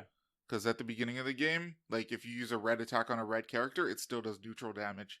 Okay. You don't get the advantage. So, wait, so you didn't have elemental advantage when I was watching you? Possibly I think you came twice now that I'm remembering correctly. Okay. I think the first time you watched me, I did not have it. Okay. Yeah. Because the time I watched you beat the dragon. The dragon. Well, it seemed he's like on every level, so I don't know. Oh, okay. Well, when he had the 2 carpets. Oh no, I did have the elemental advantage at that point. Yeah. See, it didn't feel like you were doing any more damage to reds with red. Like, as an example, right? Yeah. Or like yellow to yellow. It didn't feel like you're doing it. And I tried looking up online, and nobody had a clear. Supposedly, according to one of the guys in the stream chat, it's an extra. It's 150%. So that's an extra 1 point. Yeah, 50% more. Yeah, so 1.5 times. Maybe it doesn't add up because some of the numbers are low, but it didn't seem like that. Well, sometimes it seemed like you were doing more damage to others just because it was a different monster, probably. But well, I mean, like the red. Up until now, I just got a really strong red exercise, which is so fucking easy to do. It's just hold your arms up into the sky and just twist them. That's literally really it. Yeah. That's so fucking easy. That's so dumb. Yeah. And it's insanely strong, at least for where I'm at right now. Yeah. But up until then, none of my red exercises did that much damage. Yeah, it was probably my weakest. Yeah. Okay. Yellow's fucking planks are really good. They're strong and they're multi-hit. Okay. Yeah. I also got a second healing exercise, but I don't know if I want to equip it. Is it? What's the difference? Is it just? It's the same, but it heals 4 hearts maximum if you do it right. But I don't know how I feel about having 2 healing because you can only have a maximum of 5 exercises.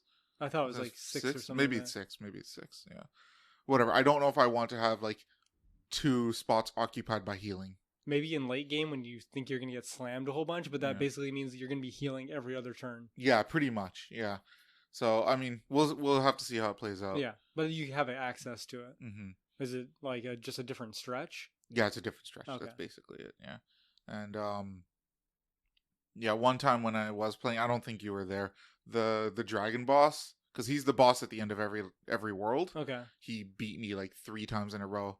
Yeah, I wasn't there for that. Yeah. I was the one that was coaching you. Yeah. You beat him on the first try. Yes. Fucking asshole. Don't backseat game me. I gave you the strats, bro. It's the same thing. It's true. It wasn't for the fact that red one, that mini boss, which was almost harder than the dragon. Oh my god, it was. Because the fucking... resummons, dude. That's brutal. It's fucking stupid Ring Fit Adventures, and it's got resummons. What the fuck is this? Final Fantasy? I'm just happy that I didn't have to beat the carpets again. Yeah. Or whatever the resummons were. I can't remember if they were carpets. Carpets are fucking annoying. They're the worst enemies to fight. Yeah, because they heal. They heal. Although now there is a new enemy that I'm dealing with. Again, just like a regular bad guy. Yeah. And he does about two hearts and a 4th of damage. Oh, really? So he's insanely strong. Have you figured out any mechanic for not taking as much damage? Because when you were fighting the dragon, even if he would hit you 2 times, it felt like sometimes he would do like 3/4 of a heart. As opposed to a full heart. I don't know. It seems like you just have to press harder on the... That's weird. On the fucking ring. But there's a maximum. Like... The game does a really good job of giving you visual and audio indicators of if you're doing the exercise right. Okay. And so I can tell from when I'm doing the ab guard ones that I'm doing it right. Yeah. And also because it's easy as fuck to do. And it seems like no matter how hard you press it in, you're going to be taking some damage. Okay. Might be a variable. There was that other one that they taught you in the middle of that one boss fight that I was watching, where you turned to the side a little bit, and then you did that, and for some reason it made it seem like you were going to take more damage from like the laser beam he was going to shoot. Yeah. And then you took no damage. No, I think I took a little bit. Did you? Yeah. Because I don't remember you taking any damage. Oh, From maybe what I didn't. remember, the punches did like 1, almost a full 1. Oh, it's right? about a 1. Yeah, the punches were about 1. Did he have a kick too? I can't. No, remember. He didn't have a kick. Okay. Yeah, just punches and then laser blast. And then the laser blast. But the laser blast, they taught you like an extra ab guard move. Yeah, and that one, it felt like you didn't take any damage. Yeah, and then I tried that extra ab guard move like the next time when it didn't prompt me for it. I'm just like, oh, maybe if I just use this more often, I'll just take less damage. Didn't do shit on. Oh, so it's a prompt. It's a prompt. You have to just wait for that prompt and then do it. So maybe that's the reason why you took no damage, is because it only happens like once and only during like big Maybe that's battles. what it was, yeah. But yeah, I'll probably stream that game more. Like I said, I'm enjoying it. I do want to finish it. The most amount of gaming you've done in the last month. Yeah, and it's a fucking like I don't know, boomer ass game. Yeah. Yeah, so whatever. It is what it is. Anything else been up? Work's been okay? Work's been okay. Okay. Yeah, nothing special to say about that. Sure. Yeah. Did you ever get around to finding another audiobook reader for I Have No Mouth and I'm a Scream? I haven't even looked. Yeah, totally been off my radar. I figured that was the case. Yeah, I totally forgot about that. Because like I said, that guy, I don't know, just something very irritating and boring about his voice. It's worse than mine. And I just could not, like I said, I wasn't listening to the words. They were just going through me. Yeah. Yeah. So I don't know. Do you want to move on to the voting a little bit? Sure. Okay. So, I don't know how you want to talk about this. I don't know. Do you want to say who you voted for? Sure. I mean, in my area, I voted for I feel pretty proud of this. Mm-hmm. I got the only independent candidate, and I voted for Jody Wilson. Oh, really? Yeah. Oh, shit. My girl. I keep saying to people, I'm like, Trudeau benched you? And I was like, no, I talked to the coach. Put her back in the game. She's the only independent in all of Canada that got voted in. Really? Yeah. Oh, shit. I didn't know that. In my district. Okay. So I voted for her. Who did you end up voting for? I don't even remember her fucking name. I just voted NDP. Oh, okay. Yeah. And I do want to point out, I guess this can be a trigger. I wasn't planning on bringing this as a trigger, but it did fucking annoy me how everyone was saying, oh, if you don't vote, then you don't get a say. I'm like, you motherfucker. If you pay taxes, you get a fucking say. Yeah, I mean, I can understand both sentiments, but like the over bitching of like, not my president when people go like Donald Trump and shit like that. Oh, I'm like, if you didn't vote, then you kind of decided that you were going to let everyone else decide what it was going to be. No, those people still get a say too.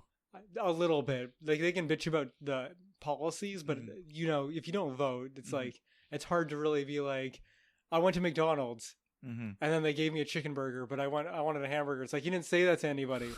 You didn't say that. You just went to McDonald's expecting food. Yeah. That's all you did. You know what I mean? It's not a great analogy. Just give me a burger. Give me any kind of burger. Yeah. Chicken burger is still a burger. Yeah. What? You gave me a chicken burger? How dare you?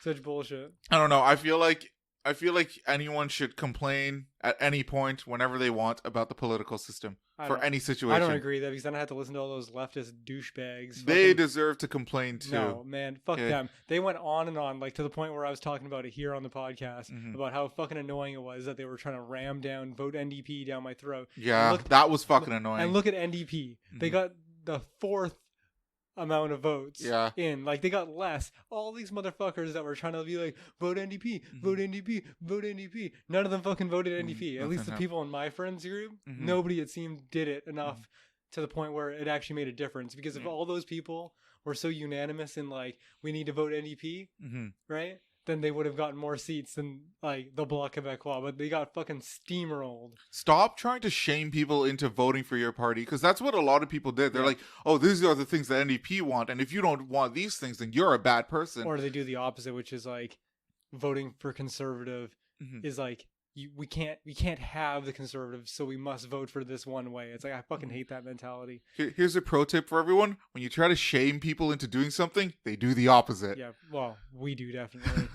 I think normally people do. A lot of people do. They don't like being told what to do. Yeah, I feel like that's a natural reaction. But I feel like a lot of people, specifically with the dichotomy of like liberal versus conservative, it's like no one believes the NDP could ever be strong enough as a party to beat the conservatives, so that you eventually, the idea is that you just vote liberal. I mean, we complain about that. I hate that tactic.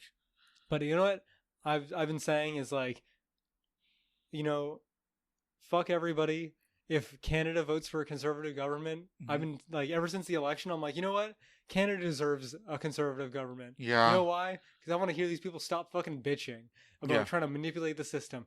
You fucking got everyone to quote unquote strategic vote in 2015 for Trudeau. Yes. And look what the fucking shit show that he provided us. Yeah, these people. And then now it's vote for NDP, and then nobody fucking votes for NDP. It's like, you guys need to get through your fucking head that this is not how it fucking works. Yeah. You know what I mean? And then they make every excuse in the book for like why their party didn't win or why the Conservatives got so many seats. It's like, oh, half of the people in Canada didn't vote. It's like, yeah, you know why? Because the people like you wouldn't shut the fuck up. Yeah. You made them so disinterested and so disheartened from being involved in the political system. I'm sure there's other people who had other reasons, like they couldn't get out of work or something like that, or they made excuses for themselves. But all the people who are apathetic to the situation, they're apathetic because of you cunts trying to shove your fucking political ideology down your other people's throats and make them feel guilty for voting a certain way. Some people, like, as much as I don't necessarily agree with the conservative values, some people just voted conservative because they personally don't want to pay as much on their fucking corporate taxes or their personal taxes. I complain about that. 40-something% of what I make goes to the fucking government, and that's before spending money, like me going to McDonald's and paying another 15% tax. The money that goes into your pockets is basically like taxed heavily, and then everything you buy is taxed. And the only time that you get a tax break is if you're either indigenous or you're buying like just grocery food. That you get the lowest tax. But it's like, if I voted conservative, which I didn't, I would be voting not based on their policies of how they feel about abortion or anything else. I'd be voting specifically about who's going to make my taxes lower, you know what I mean? And whether or not they're able to deliver is a separate conversation, but that's the point I'd be voting for, you know? And then they come and they're like, if you vote for conservatives, you hate all trans people, and if you have any gay friends, you hate them too. It's like, that's not why I'm voting conservative. Yeah. Intent matters in what I'm doing. Well, they don't like context. Exactly. It's the same thing. And yeah, maybe voting them into office might have these repercussions, but there's also the rest of the House of Commons that could be like, you know what? We're not taking a step back on gay people. I'm sorry. I'm sorry. I don't believe that's ever going to happen. unless being gay is now illegal now that a conservative is it's like that's not going to happen. Yeah. Exactly, it's not going to happen. They might try to fuck with the abortion thing, but again, they're going to get pushback from everybody else that exists in the House of Commons. That's why we have a diverse group of people in the House of Commons to make decisions, right? Yes. Because you don't get the same thing that the Americans have, which is this one or two making decisions for everything. They have 3, don't they? The legislative. Well, yeah, they have different branches, but I mean, like in their Senate, yeah, they only have you're either Republican or Democrat. Oh, that's what you. Yeah, so every decision comes to who has more seats, right? Yeah, that's essentially There's no alliance that you can make. There's no values that you could share with another group. Yeah. Like as much as I disagree with the fact that it's like, oh, the NDP and the Liberals might make a coalition government, so they have like always a unanimous vote. I don't like that. I much prefer the Liberals to put something forward and then the people that agree with them to vote in agreement with that. You know what I mean? Rather than just have the NDP say yes to them because they're a coalition. I would like it if something was put forward, it wouldn't even say who did it and from what party. Because like I feel like, this is probably more of a problem in the States. Yeah. But like everything's so divisive. It's just like, oh, a liberal put that forward. Yeah. Okay, I don't even care what it is. I'm not going to vote for it. Or the party tells you that you can't vote for it and stuff like that. But I feel like with policies, especially in America, because it only comes from like 1 or 2 places, it's going to be pretty obvious when it's like, oh, it's a social thing where we're going to spend more money on stuff and tax the rich. Democrat. Yeah. Oh, we're going to lower corporate tax and give a bunch of money away to people who don't have it, except we're not actually conservative. It's going to be too easy. Fair enough. But I mean, like... in Canadian politics, you might be able to get away with it a little bit more, but you're still going to have those like really obvious, like, it's about Quebec getting all these great deals. Well, we kind of expect we know who that Quebec are. Yeah. Fuck those guys. I don't know if they do an all right job. I just don't like the fact that there's an entire political party that basically is. I guess you could say the same thing. It's one province, but you can say the same thing about the Conservatives, where they basically were Saskatchewan and Alberta, and that's about it. That's about right. Yeah. Another problem that I thought was with the NDP party is Jagmeet Singh is very charismatic and he's great in interviews, but everyone interviewing him had this air of let's make him cool for the young Free kids. Pass. Yeah, like they, you know what? I rarely even saw anyone asking him questions about politics. It was always like, what's this cool thing that you can do, Jagmeet? Yeah, it's like, what are these cool social things that you're up to? Like, he was on TikTok too. Yeah. Or I saw a thing on Facebook where it was he goes to drag shows and he tips good. Yeah, like that's not a reason to vote for that's somebody. Not like I don't know what this guy stands for. Yeah. I heard a couple things, and I never went really deep, but I heard a couple things during the when they were counting all the votes, how there were some people who were turned off from the fact that he would deflect from certain questions. Like someone asked him about gun control, which I'll have my own opinion of this, but he basically didn't have a good answer / didn't have any answers about gun control. Yeah. And because of that, people were like, "Well, you don't really have any policies." You know what I mean? Yeah, and honestly, that's what it seemed like to me. Yeah. Whereas for me, with specifically that type of thing, I'm like, we don't have a gun violence problem like America does. So why do we need to do anything about gun control in Canada? It just doesn't make any sense. It's like a nothing issue. He could have said that, and I would have been like, "Yeah, that's a good answer. That's a good answer, dude." Yeah, well, everything's stay the course. Exactly. There's no reason to change this if we're not having serious social issues with it. Yes, our neighbors are, but we're not America. I think people need to remember that. And if he said that we're not America or Canada, I think that would have been points. That would have actually been a great answer. Exactly. Yeah. It's like, I think he needs to hire you as part of his PR team next time. I honestly thinking about how the electoral process is. I'm thinking about just I never want to do politics because there's too much bureaucratic bullshit that goes along with it. Yeah. But at this point, I feel like I just want to be like the Donald Trump, but without money, where he just talks to the real people at the ground level, being like, listen, I'm going to say fuck on the podium. Yeah. I'm going to say what I want. Canadians say fuck. Yeah. You can't tell me that they don't say fuck. Fuck you, fuck you, fuck you. I don't mind having respect for you guys, but seriously, fuck off. That's some old bullshit. I'm going to one-up you, and I'm going to run for presidency of the States and Prime Minister of Canada. Yeah, good luck with that. Okay? And see what happens. You're Iraqi. If they won't vote a white woman in, they're definitely not going to vote a white Iraqi man in. All right. No, they're going to they're going to vote for Tulsi Gabbard. No, they won't. I doubt it. I hope so, but I doubt it. Yeah, I don't know. I'm not saying Jagmeet Singh is a bad politician. I'm not saying he's a bad person. He's kind of annoying sometimes, but like this, I more blame like his PR team and like the people interviewing him on this. They've got to look different, right? It's like, how do you look different when Trudeau had the monopoly on looking cool? Now he doesn't have that. No, he doesn't. So then Jackin's going to pick it up because the Bloc Quebec. And I think he did a great job with that. Like Jackin is a charismatic dude. Yeah. Yeah. I think he's a good talker. Yeah. But I do agree that it seems like it's a lot of like good talking points, but how are you going to implement that? Yeah. And then it's like gotcha moments on the other two that have to play defensive. Yeah. That are the quote unquote real parties of Canada, like the Liberals and the Conservatives. Like most of his shit was like basically talking shit about the Liberals and the Conservatives. That's not policy. That's not I don't know what yours. Okay, the Liberals' position is garbage. What's yours? Tell me what your plan is. Yeah, other than just the nice things that sound good. Let me decide which party has the bad ideas. You just tell me yours. Exactly. Yeah. I don't know how much more there is to say, but I honestly was like almost spiteful. Like I'm not angry the Liberals won. I'm glad they won with a minority, so they can't just do whatever the fuck they want. Yeah, and we'll have another election in 2 years. That's what people say. I don't know. We'll see. What happened with the Conservatives? Oh, really? Yeah, with fucking what's his name? I can't remember. It's not Harper. No, it was Harper. It was Harper? So if I remember, am I wrong about this? Didn't Harper win like 3 times? But the second time he won with a minority government, so they had to have a re-election 2 years later, and then he got elected again, something like that. Okay, I might be remembering this wrong. I did hear during the thing that like most minority governments only last like 2 years before they just hold another election because nothing gets done, which I think is Oh, you know what? Now that you mention it, might have been forced. Yeah, you're right. It might have been forced by something else. It wasn't the fact that it was a minority. It's the fact that the minority governments have a hard time getting anything done. So by that, de facto, they have a re-election based on that.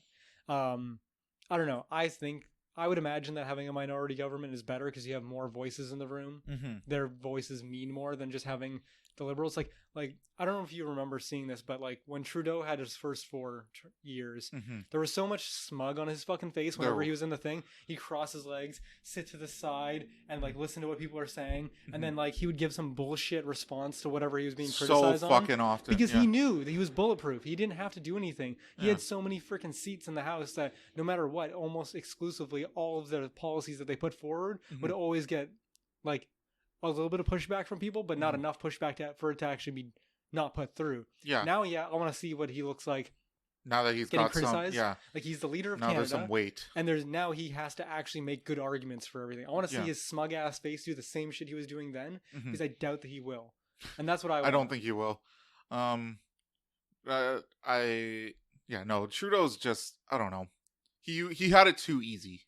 Well, yeah, because not me, because I voted NDP last. I voted NDP at last election as well. Jack Layton was way more Canadian than anyone else. Fuck, I mean, I still firmly, and you'll hear people say this, but I still firmly believe it that like Jack Layton was the best leader we never had. Like that guy was dope as fuck. He actually gave a shit, like genuinely about Canada. I cried when I read his fucking when he died. Or passed away, his letter that he wrote to Canada. I was like, damn. Dude. Oh yeah, that was a good letter. Fuck. Yeah.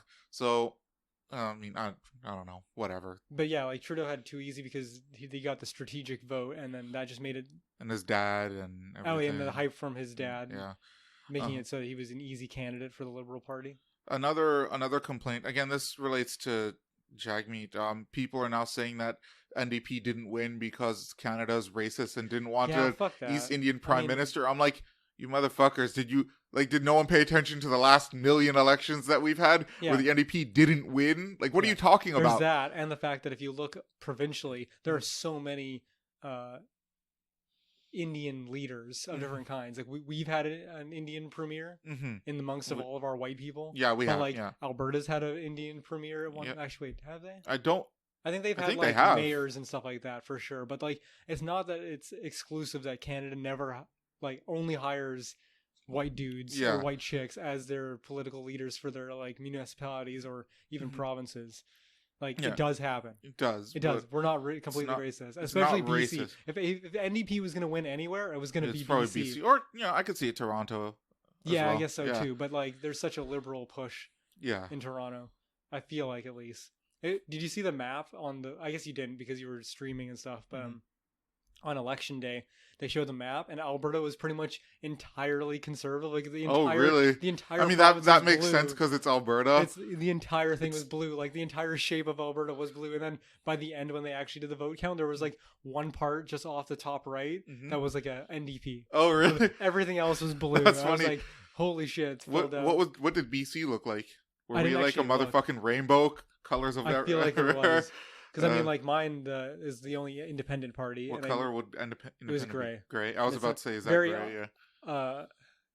Ugly ass color for independence, but we got more votes than the People's Party of Canada, which I thought was hilarious.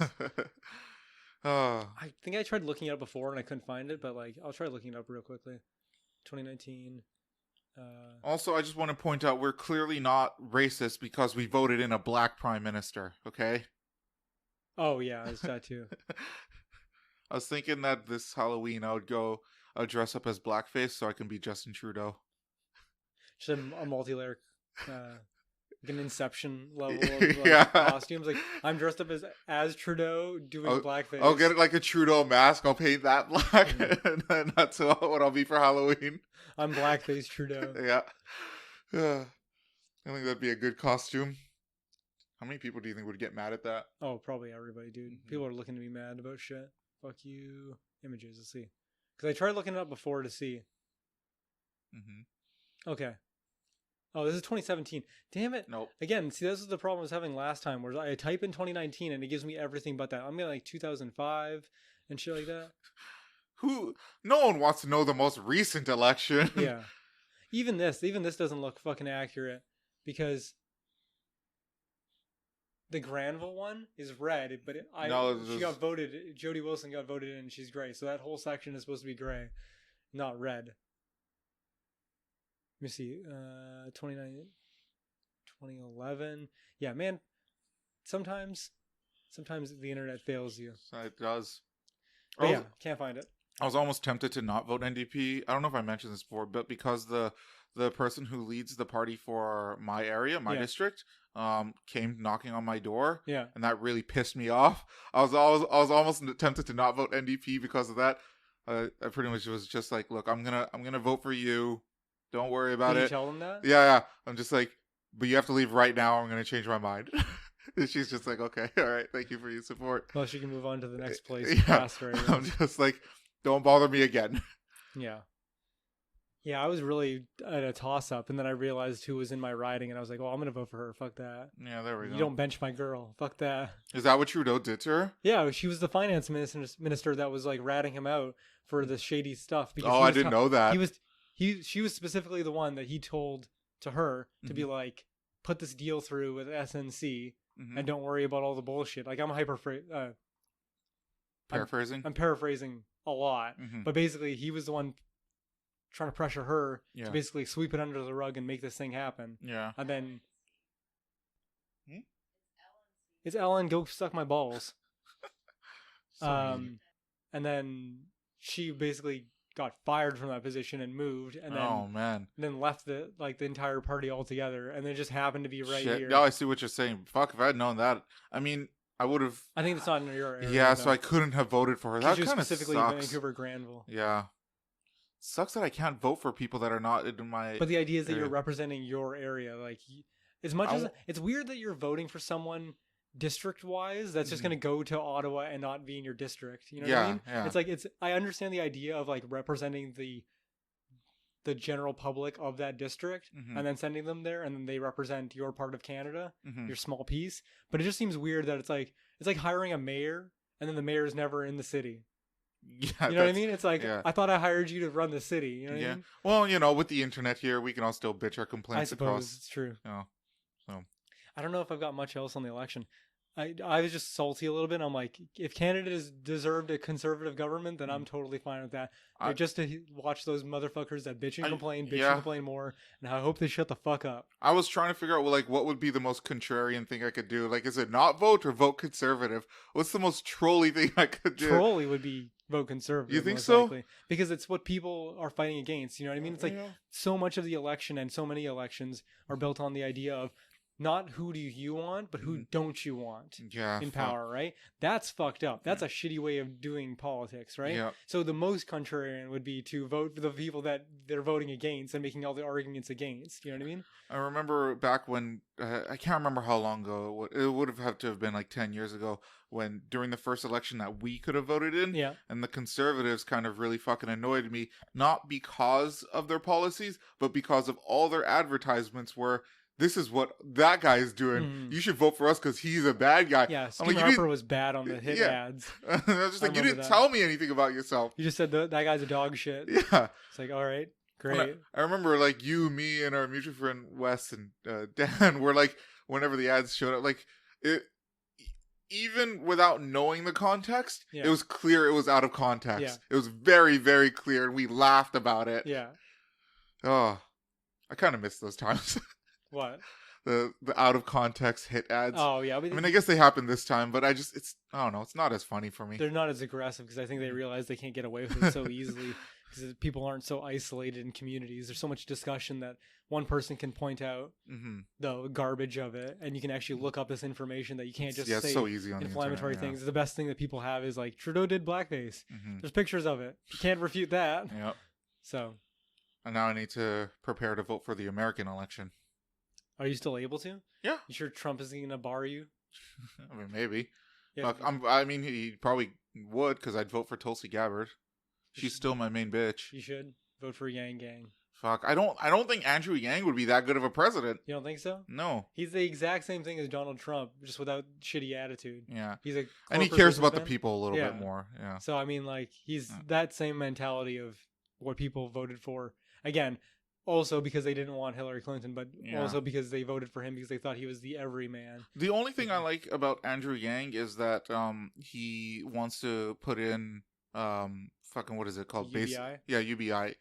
Income assistance thing, whatever. Or freedom dividend. Yes. And I really like that. Tulsi Gabbard wants to raise minimum wage to $15 an hour, and I think that's a shitty solution to wages, like the wage issue. Like, and I've expressed it before, like, and like you brought up a valid criticism about what I think, but I still think the best thing for the world would be, or at least for the country would be, get rid of minimum wage, but just give people UBI. Yeah. Yeah. And that way, it's a solution for sure. And in my mind, because people will have a living wage given to them by the government, then when they apply for jobs and they discuss the wage, then like naturally they just won't take a shitty wage. They'll just be like, oh, you're only going to pay me $6 now. Like, I don't need this. Oh yeah, yeah. Like, so then the competition will have to be, you'll have to be more competitive to the employees because they don't need your money. Like, they can turn it down. You need bodies in there. Yeah, you need bodies. So that's my theory. And again, like, that's easier said than done. Like, I'm sure there's more. Well, no, I kind of agree with you on. I mean, I know I've disagreed with that mentality in the past with the minimum wage thing, but on the flip side, part of the reason why that restaurant that I'm so fond of closed down is because not just because the square footage is. I'll explain it if you really want to know. It's really gross. So Robinson Street, right? You know how much of a mecca that is for sales, right? Yeah. They were saying in an article that I read that's like $140 per square foot. What? Right? That's ridiculous. And the rest of downtown is like anywhere from $60 to $80 a square foot. Oh my god! Right, and that's downtown, right? Yeah, that's expensive. So they were saying that the few business owners that got together to do the article, they were like, no, in this area, South Granville, where I live, outside of downtown, it's $100 to $110 a square foot. Jesus Christ!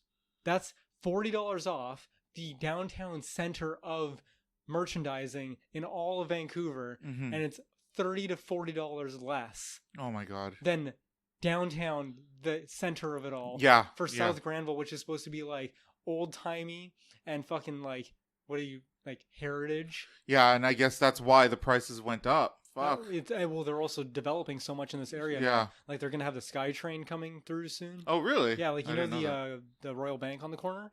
It's moving up the street. They've already posted that they're gonna be moving out, and they're moving up the street to like basically 12th.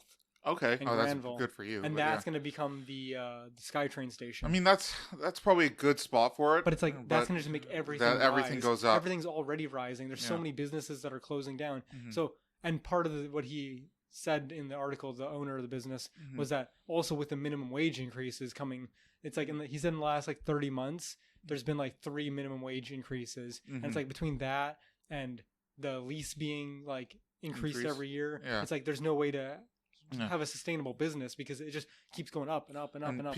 And I, I've heard people make the argument, and I used to agree with it, that if you don't have enough to pay your employees like the $15 an hour, then you shouldn't run a business. Oh no, I agree with that statement too. I'm starting to kind of disagree with it, but it's weird, right? Because every situation is so individual. It's putting the onus of everything onto the business owner, and I don't get me wrong, I still I like everyone making more money. Yeah, but it's when you're concentrating that much I don't know, focus on one part of it. I feel like that's not a good idea. Like that's going to create a breaking I agree. Point. It's like so many people criticize business owners for not.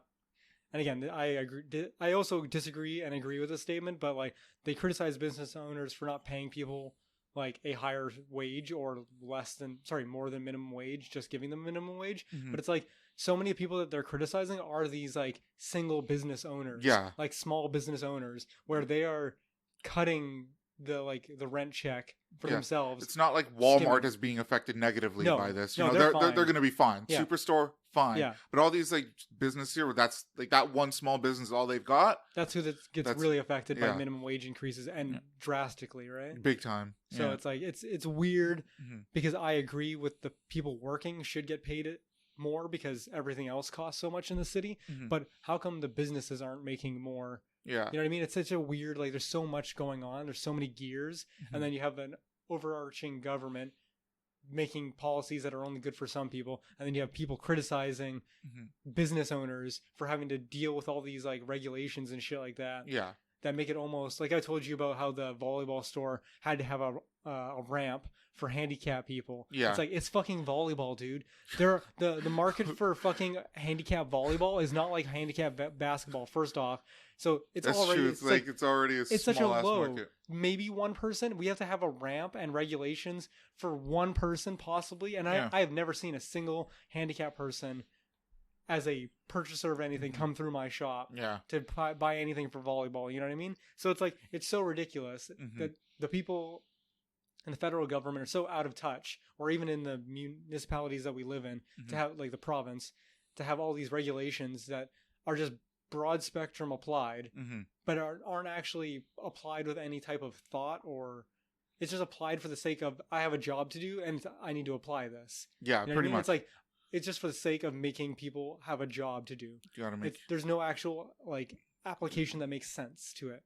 It's just forcing shit in. Exactly. Yeah. But yeah, I mean, like, just my general philosophy is, if you want to keep the minimum wage, then fine, just keep it.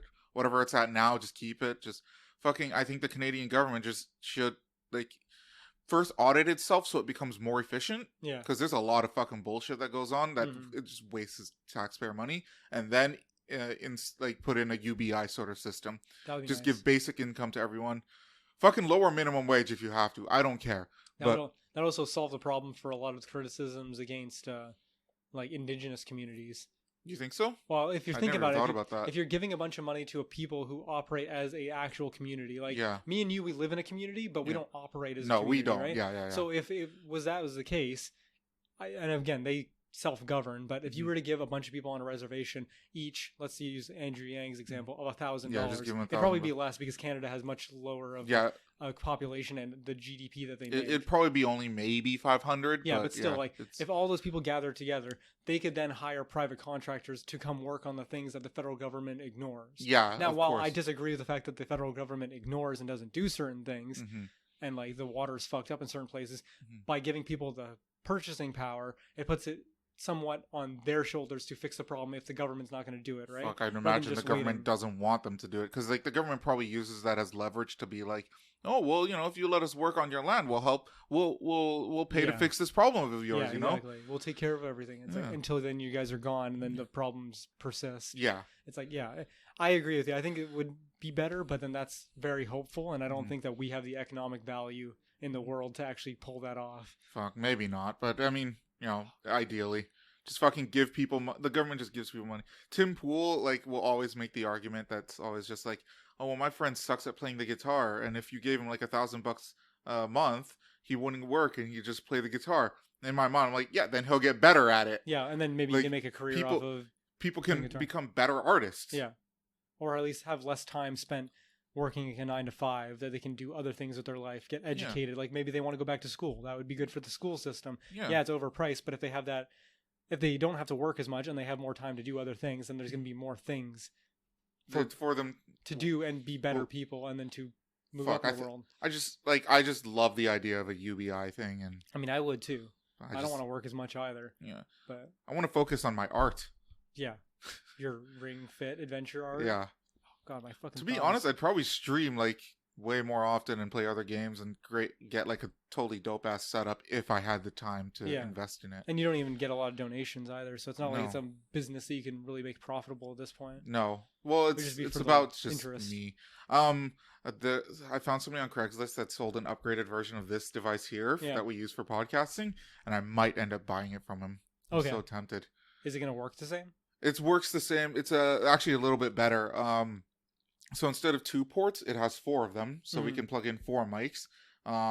And it's upgradable to 6. So it has an attachment that you can buy later on if you want. Like a splitter? Not even a splitter. It's just something that connects to the top here. Okay. You see where these 2 top mics are? Yeah. It starts with this, but you can take this out and then put, that has these ports here. Nice. Okay, that's cool.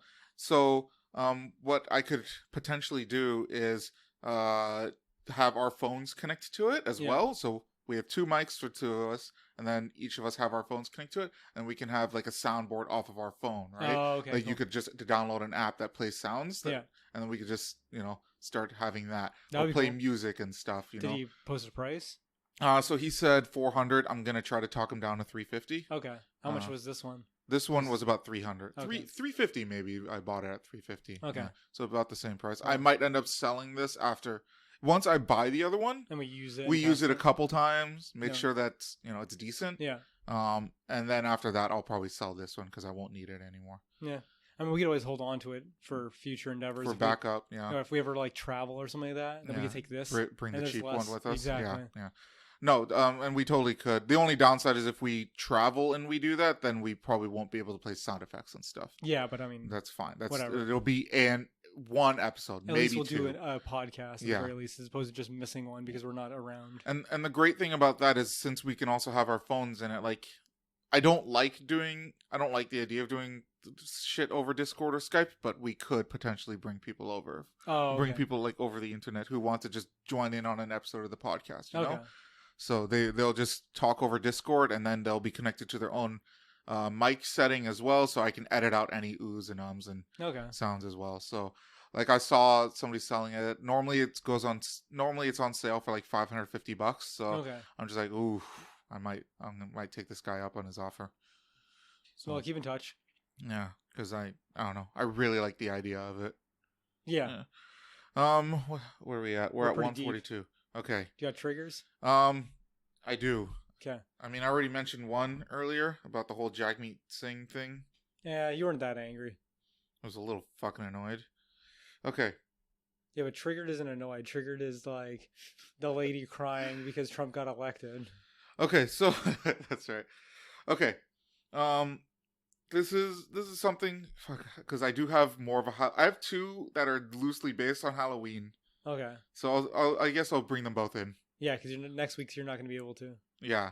Unless you're like going to save it for next year. Well, no, just save it for like because Halloween's in the middle of the week, so somebody could trigger you during the week. It's possible. You know what? I'll do one, and then I'll save the other one for next week. Okay. Okay. Or maybe I'll decide to use it for next year, but I'll make that decision. All right. Okay.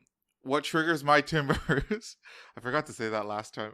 What triggers my timbers are people and this happens every Halloween. I have a lot of female friends that pretend to be witches.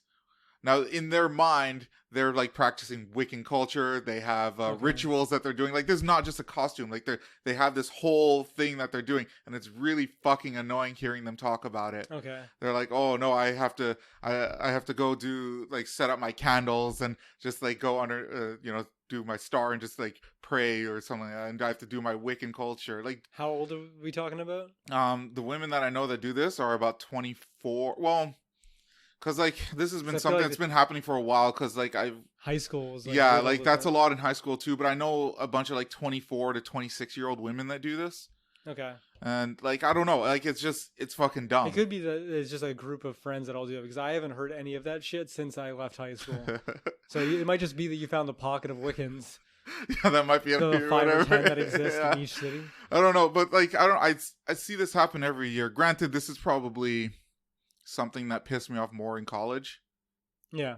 I would say it happened mostly then. Well, that's again, it's like children coming out of high school and they're still young. But like I don't get it. Like, you're not actually witches, right? Like, I mean, the whole they like to pretend they are. It's faith. It's like a religion. It's the same thing. If you're not invested in it, you don't believe it, then no, of course it's never going to happen. These are the same people that criticize religion for those reasons. Yeah, well, so they don't have a leg to stand on then. I can see. Yeah, that's true. Yeah. It's just something that bothers me when somebody is just like, I'm specifically saying rituals because I have a bunch of friends that are just saying, I'm doing this ritual tomorrow, something like that. I'm practicing my Wiccan nature. I'm going to gather these ingredients. Okay. Do you ever ask them what happens? No, I don't fucking care. Be like, did anything happen? Shit, just you could do a deep dive into their nothing.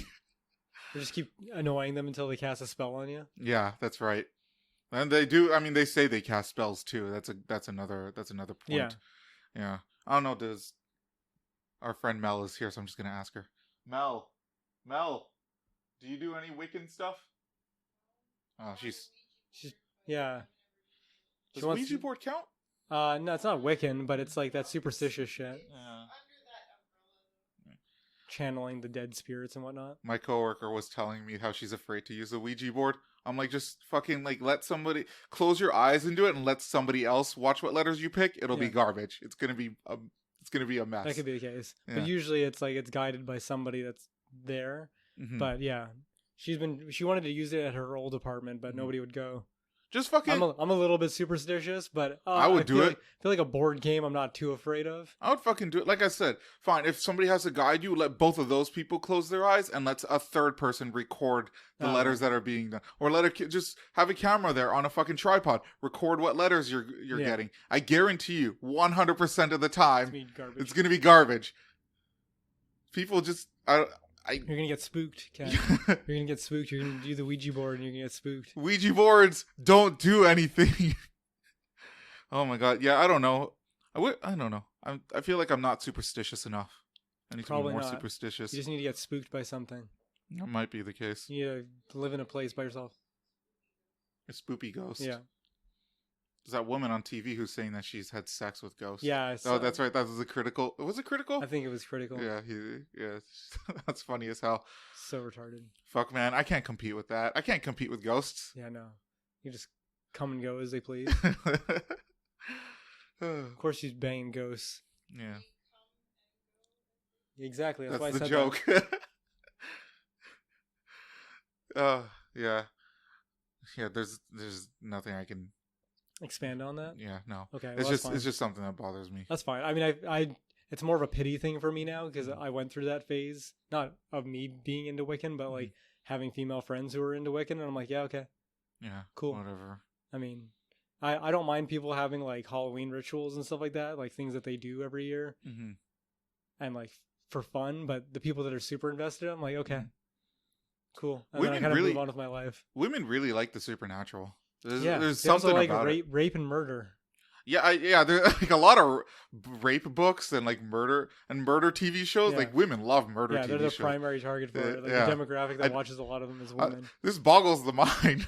Yeah, I don't know. I watched one thing where someone asked that question, like, why is it that women do that? And it's the idea that I don't know if everyone consciously thinks this, but the idea is that by watching this stuff, they'll have a better idea of how to identify it or be able to take care of themselves in a situation like that.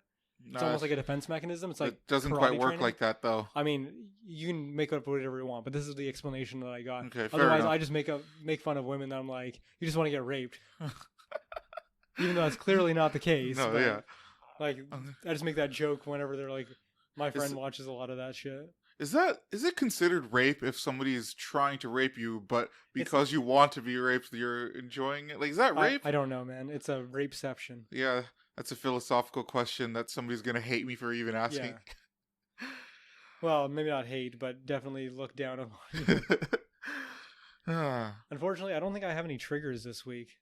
Well, I thought I had something. It was mostly, I wasn't triggered. I'm just more of like spiteful to the rest of Canada, talking shit and then voting Liberal again. Well, I mean, that's why I was saying the thing about the Conservatives getting elected. Like, that would be my trigger for this week, is like, fuck you, Canada. You deserved Conservatives. Like, I'm so sick and tired of you bitching. Yeah. On a whole, you deserved a Conservative government. Yeah. That would be my trigger. But that's Canadian election, that's your trigger.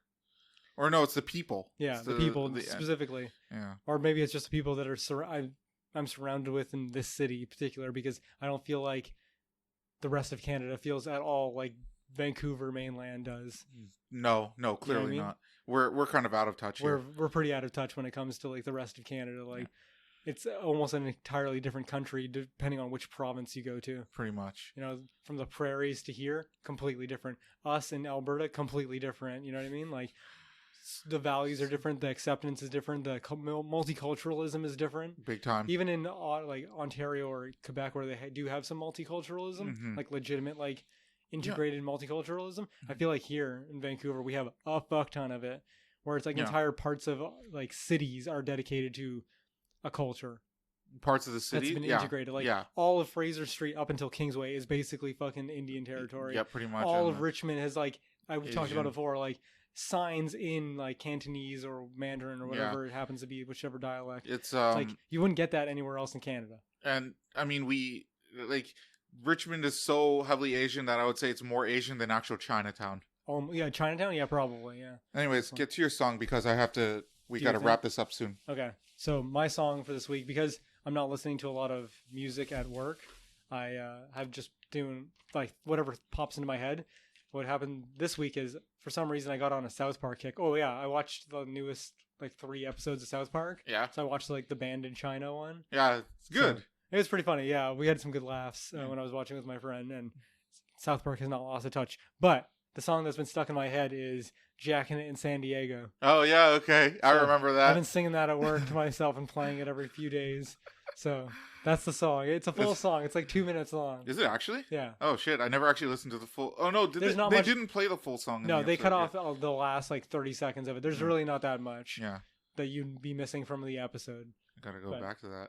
Okay, well there we go. Oh, as a side thing too, I know you want to wrap it up, but I was thinking about it, and I'm like, I think I found a specific time in which we can frame our friendship, going from just being friends to being like good friends. Okay. And it was when I posted that thing, and we were watching a lot of South Park of us as the Hardy Boys. We were getting clues. It was like grade 11. I remember that. Yeah. And I posted it, and I tagged me and you as one of each of the Hardy Boys. I vaguely remember that. Yeah. How we were getting clues.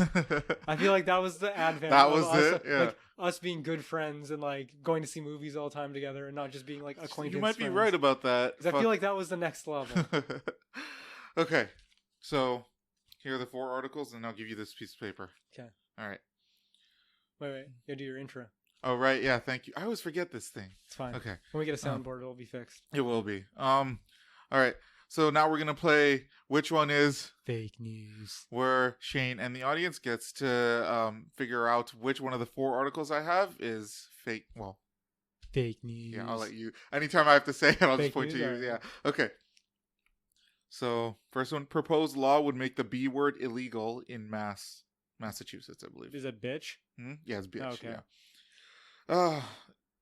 Jail for trick-or-treating. Children over 12 face jail time for trick-or-treating. Okay. Kirby and Yoshi are not Pokemon. Okay. The multiple universe theory perfectly explains why those photos of me with perfectly explains those photos of me with another woman. Okay. A lot of these seem pretty like on the nose. Okay. I'm gonna say, if we're gonna do this, and I'm not gonna hum and haw too much. The proposed law.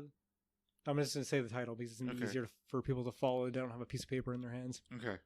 proposed law would make the B word illegal in Massachusetts. Yeah, Massachusetts. I could believe that. I mean, it's proposed again. It's like the thing of last week where it's like it's not in stone, so it's very possible that it could Somebody's just throwing it out there. Yeah, it's like anyone can have a shitty idea and it can be news. So yeah.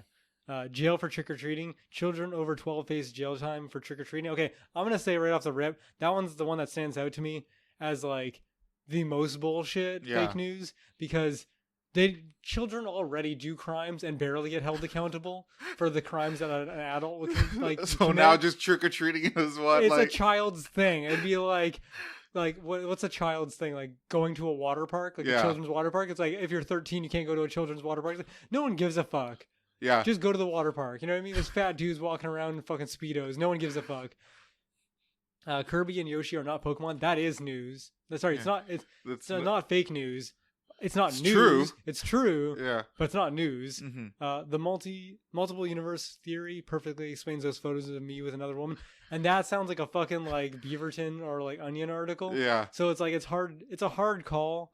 Mm-hmm. Because again, the other one, like this one says a proposed law. Mm-hmm. The jail for 12-year-olds for trick-or-treating. It doesn't say possible or like it's being just, questioned or like it's just there. It's just like it is. Yeah. So it seems a little bit bullshit. Mm-hmm. I don't know. The photos of it with another woman for the multiverse theory. Mm-hmm. It's such bullshit. Yeah. I can't see it being news. Like this doesn't sound like a news article. It sounds like a satire joke article. Like that's not even news. You know I what just want to remind you, Jussie Smollett's defense was, "I can't believe the cops worked so hard." Yeah, I suppose.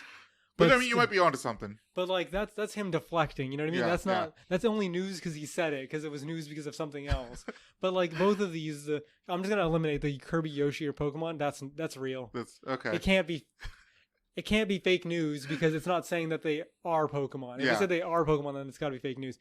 The proposed law, it's possible, so I'm just going to give that one a rest. Okay. It's got to be the 12-year-olds getting jailed or the photos of another woman. Yeah, okay. One sounds like actual fake news. Okay. Where it sounds like the Beaverton making an article about that's Halloween. The fake. Oh no, that's the one of these is fake news. Okay. The other one doesn't even sound like a news article. It just sounds like an opinion piece. Yeah. Or like someone writing a blog post. Okay. Which is hard for me to imagine that it's not true. Like it's totally could be true. Mm-hmm. But the thing is that we're talking about fake news. So you got this from a news article website. Yes. So and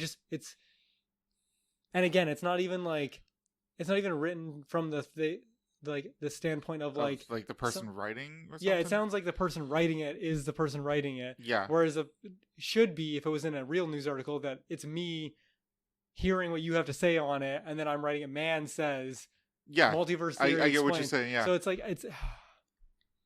Hey, that's a totally legit line of thinking, man. I'm gonna. Do I believe in humanity or do I don't believe in humanity? I'm gonna say. I mean, both of those are pretty dumb. Yeah, I know, but like. Oh, the 12-year-old. 12-year-olds going to jail for trick-or-treating is just, it's more detrimental to society. I feel like somebody would actually complain about that. So I guarantee you there's people out there that are contrarians. To jail? Yeah. There are contrarians out there that are like dumb contrarians. Like dumber than us, I mean. Okay. Okay. And that are just like, 12-year-olds shouldn't trick-or-treat. Or people over 12 shouldn't trick-or-treat. It should be only for the kids. You know? Like, I guarantee you people think like that. I don't know, man. I've heard people think like that. I mean, yes, but like jail time is a bit extreme. You know what I mean? Like it's a jump. It's a leap in like one dude's talking about a multiverse theory, which is again, theory is right there in the title. And other people are talking about legitimate jail time for children. Like, come on. I'm going to believe in humanity. I'm going to give humanity a chance on this one. Okay. I'm going to say the real fake news is the jail time for kids over the age of 12 for trick-or-treating. Is that your final answer? That's my final answer. No, it was the multiverse one. Really? Yeah. I'm going to need more context on the jail time. That's just disgusting. People are pieces of shit. Okay. I'm quickly just going to blast through these. Okay. So I'm hungry as balls, so I'm good with that. Okay. B word they want to make the B word illegal in Massachusetts, which I think is anti-American, by the way. Under what grounds? Not the anti-American, but the proposed law. Boston Democrat has proposed a state law that would penalize the use of the word B word when used to demonize another person. a person who uses the word quote unquote bitch directed at another person to accost, annoy, degrade, or demean the other person shall be considered to be a disorderly person in violation of this section. They would be they would be given a fine of $150 or $200 or face jail time up to 6 months. That's like all that's retarded. This is what their government is paying for. This is what their government is doing. Yep, the people in that area voted these people in so they could spend this kind of money arguing over garbage like this. Could you imagine if you're paying like 40% of taxes as you were, and this is what the BC government was proposing? No, dude. I mean, I already shit on Christy Clark for the fucking suicide bridge fence that she put up on the same time that she was trying to have a fucking yoga day. It's like so retarded. Just don't think about like good solutions. Like they think about the first solution that comes to their mind, and they stop there. They're like, "Oh, that's got to be a great idea." Is it cheap? Good. Mm-hmm. Put it into practice. Oh my god. We need to fill an hour and a half in the legislature today. So what shitty fucking law are we going to bring in to discuss and have shot down immediately? Because freedom of speech is like our number one thing. I just want to point out, like, an effective means of dealing with a solution that's expensive is better than a cheap way of doing nothing. Yeah. Okay. All right. Anyways, so now we're on. Oh, and sorry, I forgot the first one was from Boston.com. Okay. Local. This is from ABC13.com. The children facing jail time for trick-or-treating. Oh my god. You know, God forbid you stop drug busts, you know. You know, I call myself a pessimist, like, not every single time, but the more and more we do this fake news stuff, I seem to be an optimist, because I always vote for, like, the idea that the garbage in society is just a joke. This is the fake one? Yeah. Could you imagine just, like, cops, like, hiding in the bushes everywhere? Show me your ID. 12-year-olds don't have fucking ID. Yeah. Oh, fuck. Okay. Hands to the ground, kid! Just starts feeling him for a wallet. So retarded. Okay. He takes his bag of candy. What is this? Is this drugs? I'm confiscating this. This is meth. That was Pop Rocks, dude.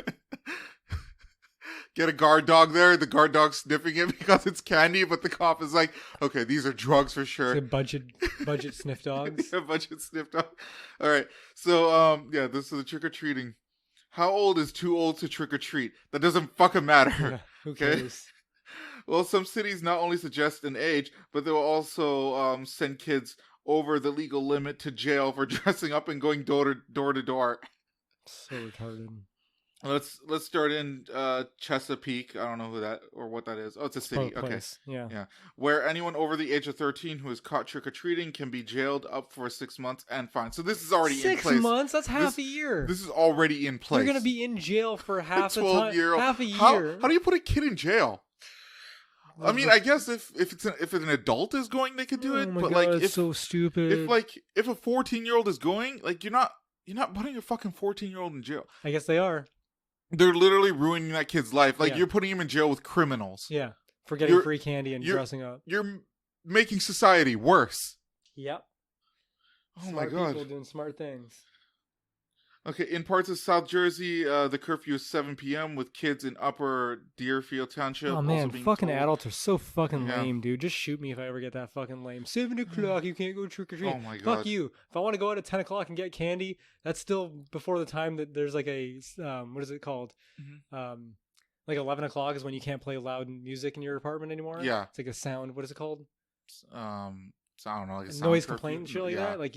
It should be like that. The same thing with parks being closed. Like, it's a fucking piece of grass. Yeah, just let people on it. Yeah, it's so stupid. Okay, so that's pretty much it. So if an adult is trick or treating, is it going into effect wherever you're reading the article from? It seems like it already is, based off the wording they use. That's so disappointing. Yeah, because they say where anyone over the age of 13 who is caught trick or treating can be sent to jail up to 6 months and fined. So that wording, like. Where anyone is over the age, like it's not like it's not saying the proposed law would say, you know. That fucking sucks, dude. Yeah, man, so that's God. fucking bullshit. Sometimes I'm glad we don't live in America. And the next one is from NintendoSoup.com. Game Freak is saying that Kirby and Yoshi are not Pokemon. Apparently, they had to specify this. Okay. That's pretty much self-explanatory. I feel like it is. Yeah. They come from separate games. They are, one's an animal and the other one's some amorphous blob. Yeah, but I mean, people who like just know them from Smash Brothers, let's say, will just be like, oh, that's So a dumb. Pokemon. Yeah. They have their emblems on their cards when you pick them. Oh, that's true. They do. I completely forgot about that. So dumb. So here are some questions. Are any Nintendo characters Pokemon? Maybe Yoshi. He does say his own name a lot. So apparently somebody asked somebody this from Nintendo. Oh my God. Yoshi is just Yoshi. But we did work on an old Yoshi game, and I actually created some of the cries for Yoshi. Whatever. But he's not a Pokemon. Okay. What about Kirby? Not a Pokemon. Yeah. Easy. Okay. Nice and done. That's from NintendoSoup.com. And the last one is from the Beaverton. Okay. Which you actually mentioned. It sounds like it could be from the Beaverton. Multiple universe theory perfectly explains these photos of me with another woman. I mean, it makes sense. Like I said, I narrowed it down to the last two, but like... You're this close, man. You're like an inch there. I just thought it sounded like something somebody would legitimately say. Yeah, but in a blog post, not on a news site. You know what I mean? That's why. It's like, I don't know. As a scientist, I grapple every day with the large question about the nature of reality and try to find answers to the big question. And so I am pleased to be able to tell you that those photos you saw me of cavorting with another woman can be perfectly understood with the multiple universe theory. Okay. Except multiple universes are separate from one another and not... Yeah, but somehow the photos made it through. That'd be more like, if he was trying to argue that, it'd be like more like the Mandela effect. Yeah, like, I guess it would be... Globally consciously... Everyone thought I slept with this woman, but I didn't actually. Yeah, that's right. Well, no, globally... Because no, I guess, you're right. The Mandela effect is that everyone thought he died in prison. Yes. But he didn't actually. Yeah, to be honest, I thought he died in prison too. Yeah, again, you were part of the Mandela effect. The one that got me is the Berenstein Bears. Oh, yeah, I know that one. That one didn't get me. Because I always said Berenstein Bears. Yeah. Never thought of it as a kid, how it's spelled. And then it's Berenstain Bears. It's Berenstain, yeah. It's like, all right. I remember always reading Berenstain Bears, but I always called it the Berenstein Bears, but I think that's what it was. Yeah. Just like the vernacular being used. Yeah. Okay. So basically somebody's just trying to defend that he slept with another woman, but by saying that it's a multiple universe theory. So if anybody's ever caught cheating, that's something you could say. Yeah, it's the next level. It wasn't me. Yeah, that's right. Shaggy needs to make a song about this. It wasn't me, but it was in another universe. It wasn't me. It was another universe. All right. So those are it. Do you have any wise words of wisdom? Honestly, dude, like I said last week, I've been really dry on the words of wisdom. Okay. I'm running out of wisdom. I'm like, I don't know. The well has been... It's been tapped? It's been tapped. I might have to start like being more philosophical and reading more books or something. Just fucking steal something off Reddit or something. No, fuck Reddit. Fuck Reddit. Okay, that can be your word of wisdom. Yeah, fuck Reddit. There we go. Fucking elitist pricks up their own ass, pretending that they fucking know something because they got third-hand knowledge. Congratulations, you know jack shit. I mean, I use Reddit whenever I need to solve a problem. I'll use it as like a community forum, like for Funhouse, but that's where it stops. Yeah. It's useless for any type of like discussion. It's just people fucking like the Rick and Morty people. It's like it's just people who want to prove that they're smarter than other people. Yeah, but they know nothing. They know nothing. Yeah. I prefer to just know nothing and not have to pretend that I know more than everybody else. A slight segue, but that reminded me. I just want at some point a politician, when somebody asks him a question that he doesn't have an answer to, just to be like, I don't have the answer to that, but I will consult with the professionals. Yeah. Just want an answer like that. I think it's a good answer. If you don't know, it's fine. You can't think of every fucking situation. Yeah, you can't have that wide of a net that you cover everything at every situation. Yeah. I want somebody who I know will like is humble enough to admit that they don't know and that they're willing to inform themselves. And will go and seek out the answer. Yeah.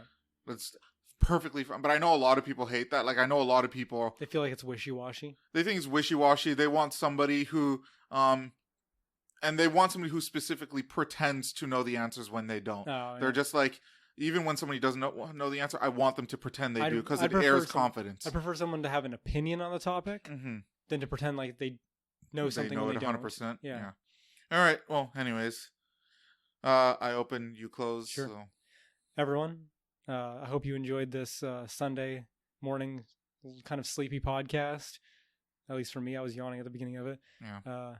Hope you all have a good night. If you would like to contact us, You can contact us and email us at overtlydisagreeable@gmail.com, all lowercase. Shouldn't be hard to spell. If you have a problem spelling overtly and disagreeable, you can use Google, because that's what I always do when I don't know how to spell something. If you type in overtly disagreeable, all one word, we should show up. Yeah. I think we've got good, what's the term I'm looking for? SOE? I don't know what that stands for. Oh, I might be saying it wrong. SEO, that's it. Search engine optimization. Oh, okay. Cool. Yeah. I like that. Oh, by the way, did we get any emails? No, we didn't. All right. Yeah. You should plug, now that you're actually getting some more viewers again for your Ring Fit, you should plug our podcast. I was going to, but then because so tired there was some people that I knew in real life, specifically Andrew, and I was just like, I don't know if I want it. I want people to find out after we gain some notoriety before they start bitching at me for shit I say, you know? Fair enough. Okay. Yeah. Well, if any random people would like to contact us, you can do so there, overtlydisagreeable@gmail.com. Yeah. Until next week. Oh, is this the 20th? Yeah, this is the 20th episode. I totally forgot about that. I didn't smoke weed for this one because I'm chilling out on the weeds. But I hope you all had a good night. Take it easy and go fuck yourselves. Go fuck yourselves. See ya.